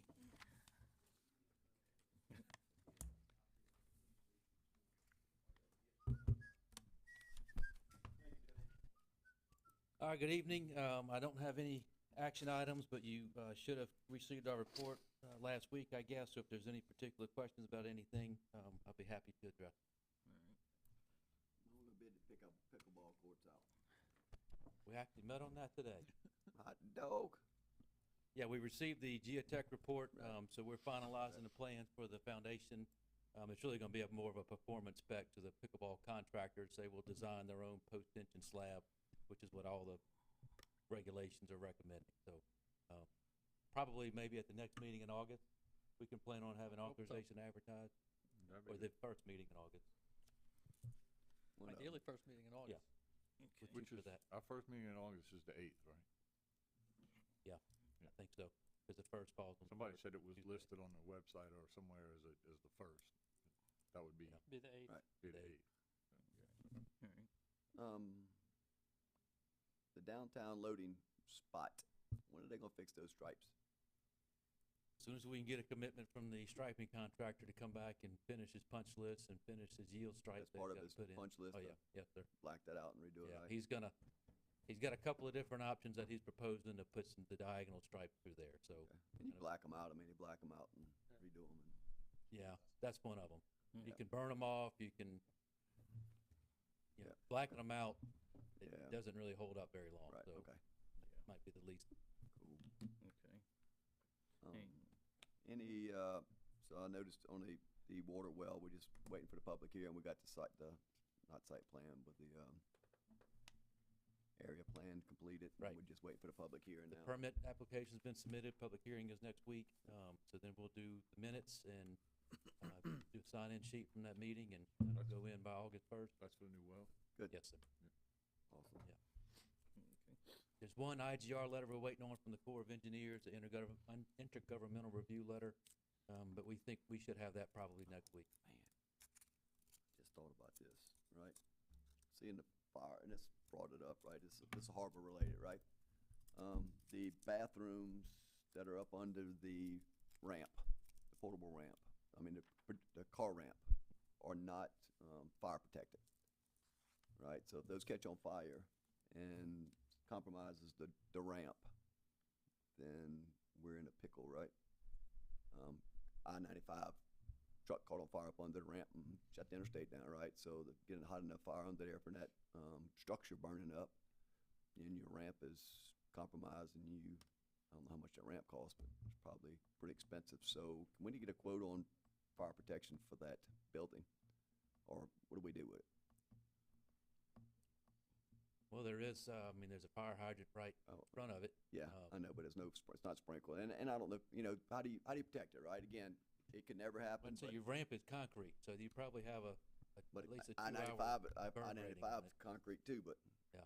I mean, it's abnormal, right? It's just something Was that somebody, diesel fuel or was it jet fuel or something that was burning? I mean, somebody what- just brought that up, and Yeah. I'm like, I've never thought about it till this sort of, Yeah.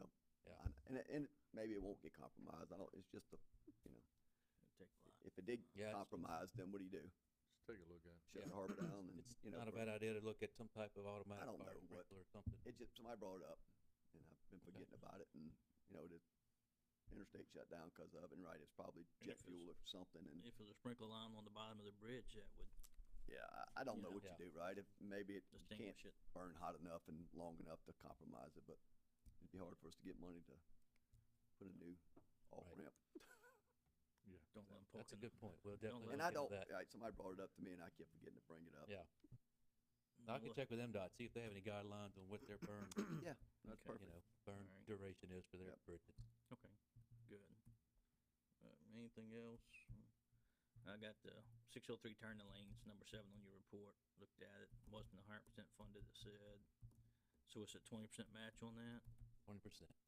We have 400,000 now, is what they gave in Yes, that. sir. So, And they've indicated that they would provide additional funding to get us to about 600,000. Jason, is that about? 650. 650. What do we need? But for we're the waiting on their board to meet, okay. finish that process. But they've kind of What's the indicated like estimate this for will, that project? we're likely gonna get 650. this. And that's really focused at south, what is it, Bayou Lacrosse South. Yeah. Basically, right. So our Okay. residential turns, like we were just communicating. That's a project I would like to see, if we can start, and it even says in here, maybe phase it in, if we can start doing the phase approach, just to start Right. doing the worst ones Much as you first. can get, right? Cause I'm got a complaint the other day and stuff, so, it's just a big safety issue. There's no It turning is. lanes on 603 and people's running 60 and Right. you're trying to turn off to 603 and there's nowhere to go.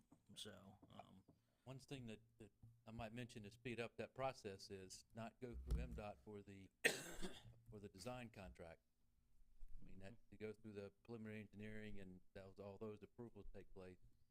But some cities decide to do that. They just go ahead and they do at least the preliminary planning and get the permits and stuff like that going so that, at least that's out of the way. We've been So waiting Jason, on 6 years. that means, when it comes to that, that means the I don't know city, if I could See, slip we've that been one waiting by you. 6, 7 years. 2016. Jason, the city pays the engineering, so instead, I just wanna make sure that's clear, that, so what that means, instead of going through and having to go through all of the MDOT procurement, processes for engineering, the city would just pay the engineering costs and then go through MDOT for construction, correct? Right. It still have to be designed per their standards and Could we everything. use but that it- cost Yes, as match. part of our match? No, you wouldn't. Okay. It'd just be an Can you give us a, Estimated cost, can you but- give us a cost estimate but on it would that speed for it up a next lot. meeting? Oh, yeah. $2,500, we got it. Yeah, huh? Doug got Probably that add a file. zero. Per intersection. Yeah, Yeah, we can come up with a quote for that. anything we can do to speed this up, cause it's a safety concern. Yeah. It Well, really again, is, you know, Go through MDOT. Yeah, Yeah. yeah. And that's the problem. I don't wanna see it be And 10 we're years. gonna try to reach out to the state to see if they can help us on this. No, again, one other thought would be, Heather, speak up, or Jason, speak up. Could something like Road and Bridge be used to pay for those engineering fees? Well, I would think road and bridge or modernization You know, use, either those are one things, could be modernization use. infrastructure. I mean, there might be another source that we can get Jason engaged, Yeah, so and we we got can start money sitting design there work. right now. surveying work, you know, while we wait for Have we all the, done any the design MDOT work at paperwork all is just yet on slow. this? So we've done Just a nothing except conceptual, apply. just a layout for the application. Yeah, so, yeah, we need to get that rolling. get it. Can you have us a cost estimate for next meeting? Yes, sir. Okay, now will we phase in that too? Like, should we pick out the worst 5 that we think we got the funds available at hand to do right now?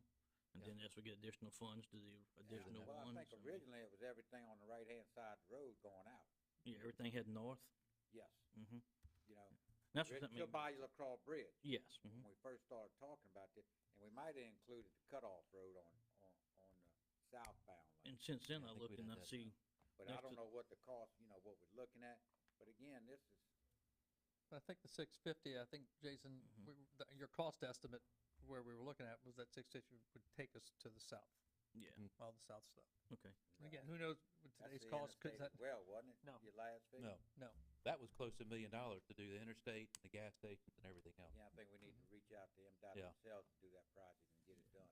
So, You know, cause that we can, we're trying to put together the accidents up there, there's a lot of accidents up there.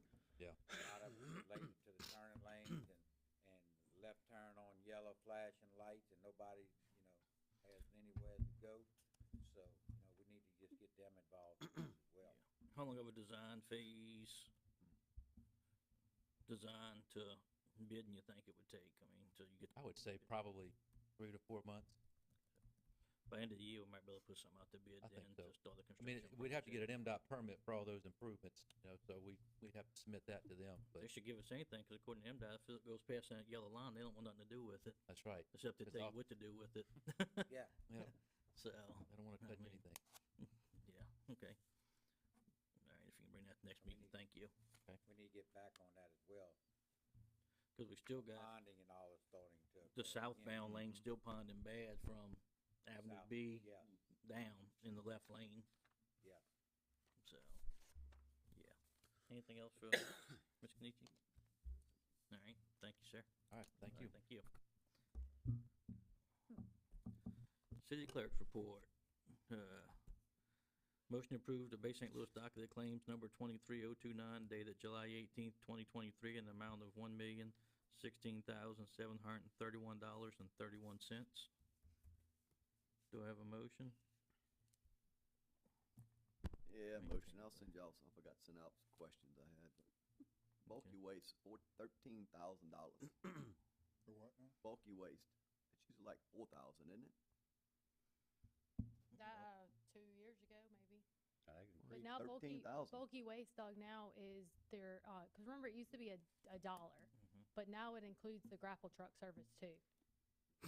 So now it's what, Yeah, that's the grapple three truck something? and everything That's that your they grapple use to truck come service. around picking up. Okay, because I I thought not too long ago it was like 4,000. I looked back a couple. It was before under waste management, because that's when Oh, okay, you so that's paid when it changed. the That's set, the and old then you had bill the was $1 for bulky weight. Okay. Pick up Yeah. a sofa, Yeah. that type thing, refrigerator, if it was marked.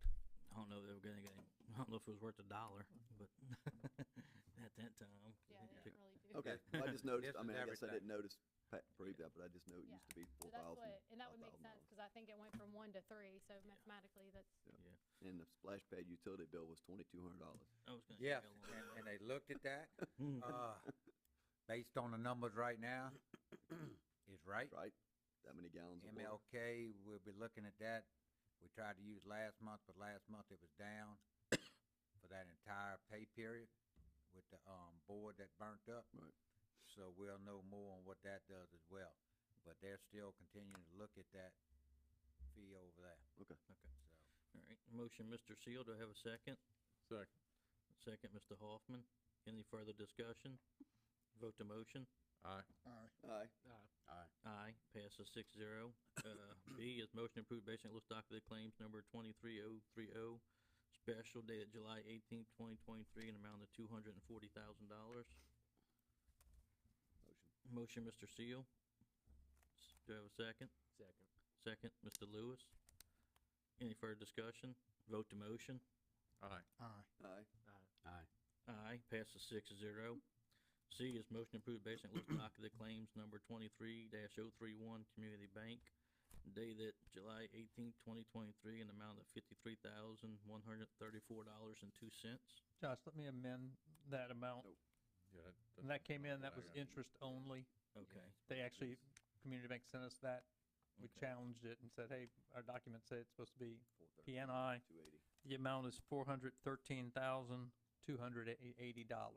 That's PNI.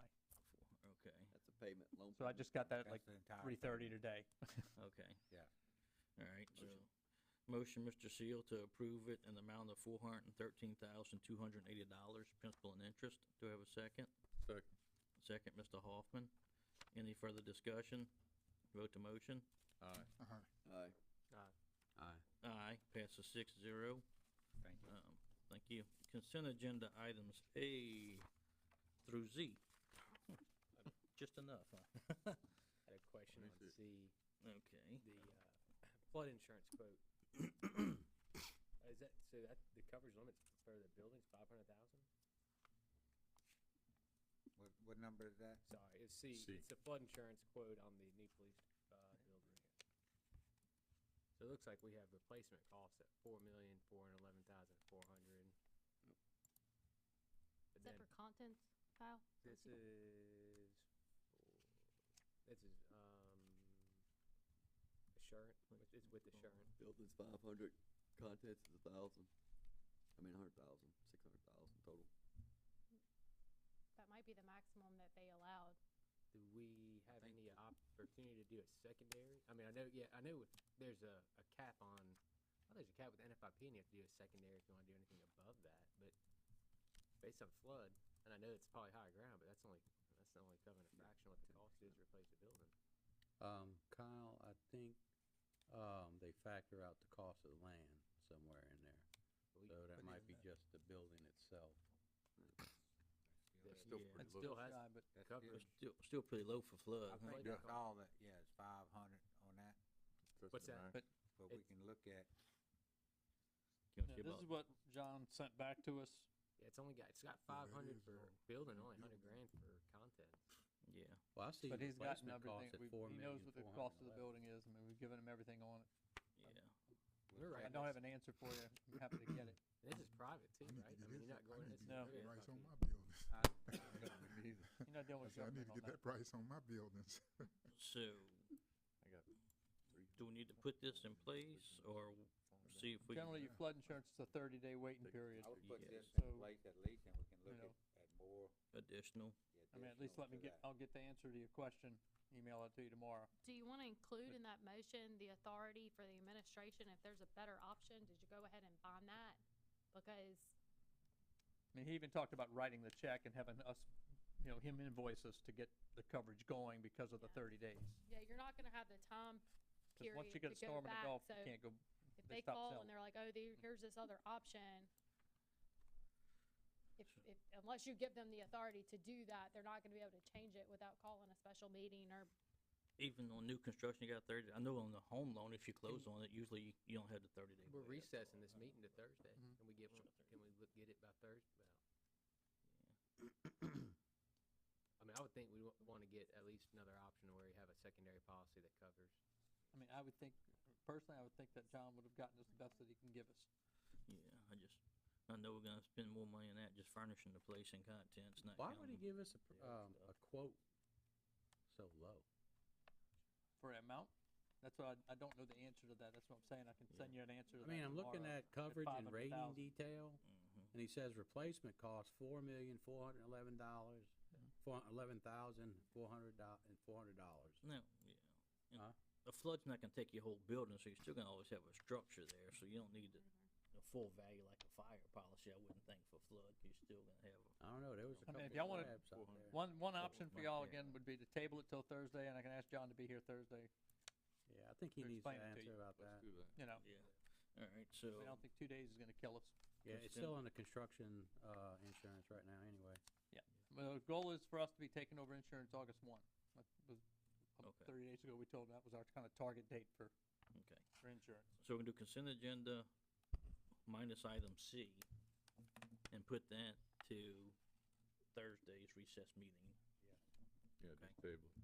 Yeah, we'll table that till then. Any other items need to be discussed on the consent If agenda? there's a named storm between now and Thursday, do not take possession of that building. Yeah, yeah. So, It's alright, on the contractor's thing. do, Don't sign up. do I have a motion? Change order. Motion, Mr. Seal. Do I have a second for consent agenda? Second discussion. Second, Mr. Lewis, discussion. Sorry, I have one more question. On the paving of the two city-owned parking lots by Cousins and Bodegas, is that just repaving those two, the paving on those parking lots? Is that Yes. repaving those? Repaving our 2 parking lots and all, and we'll have to restripe them as well. Can we put more handicap in the one by Cousins when we restripe it, please? Yes, And that's all public, it's all public. it's all public. Public, yeah, Okay. city owned. You know, it seemed like the one for, Cousins, all it needed was a chip seal.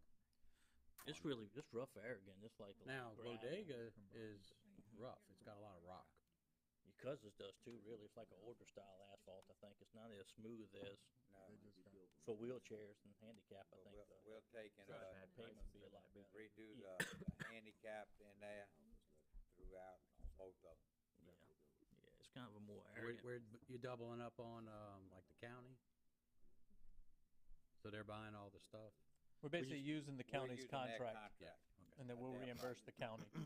Because the new parking lot looks good, they paved back there on Court They Street, did a good job. it looks good. County gonna do the work?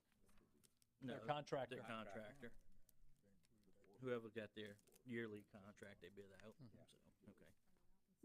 All right, any further discussion on consent agenda? Vote the motion. Aye. Aye. Aye, passes 6-0. Ms. Smith, anything? outstanding board meeting outside the county at 5 o'clock. I don't know if y'all need me here for that, but will not be here on Thursday. And then anything else I had was covered previously in the meeting. Okay, thank you, ma'am. You're welcome. Okay, motion to approve the minutes from July 5th city council meeting, July 6th budget workshop, and July 13th budget workshop.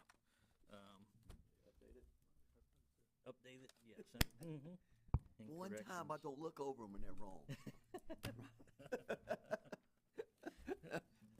Motion to approve as amended. Motion to approve by Mr. Seal, do I have a Two of 'em second? wrong. Second. Second, Mr. Hoffman. Any further discussion? Vote the motion. Aye. Aye. Nah. Aye, passes 6-0. Motion to recess the meeting to July 18th at 5:30 PM. Huh? July 20th.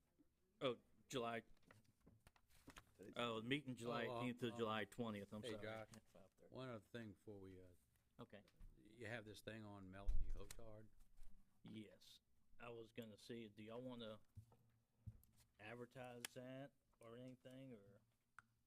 That was just one that was sent to me from a, current tourism board member that I guess they know and feel comfortable with her. It was a recommendation from them, so. What is that, John? the Melanie Hotard, Tourism appointment board. It's got tourism a, it was board. an open spot, Bill. It's, It was an open spot. My open- wife retired. Oh, Gary's yeah, wife. Gary's wife. Hey, You're still here, Gary. Yeah, that's something I didn't know You about. also have an opening on the historical. historical, okay, so, Michelle got all. can we put that on the agenda for next meeting, Ms. Hotard's resume? You wanna do it for Thursday, or? Yeah, Thursday would be fine, that's fine. It's up to you, that's, I mean. Yeah, that's fine. We did have one thing, Ms. Smith, we, 10th Street, So it's recent. anything on that? No, didn't make it to the Did agenda. we vote that? Is that the consent? Okay, alright. Okay. Okay, alright. Good deal. Do we need to vote that, Josh? We need to vote, Reset. we need a second, Second. I need a motion and a second to recess it to the 20th. Motion. Motion, Mr. Seal, we have a second. Second. Second, Mr. Hawk. Vote the motion. Aye. Aye. Aye. Aye. 6-0. Thank you. Adjourn.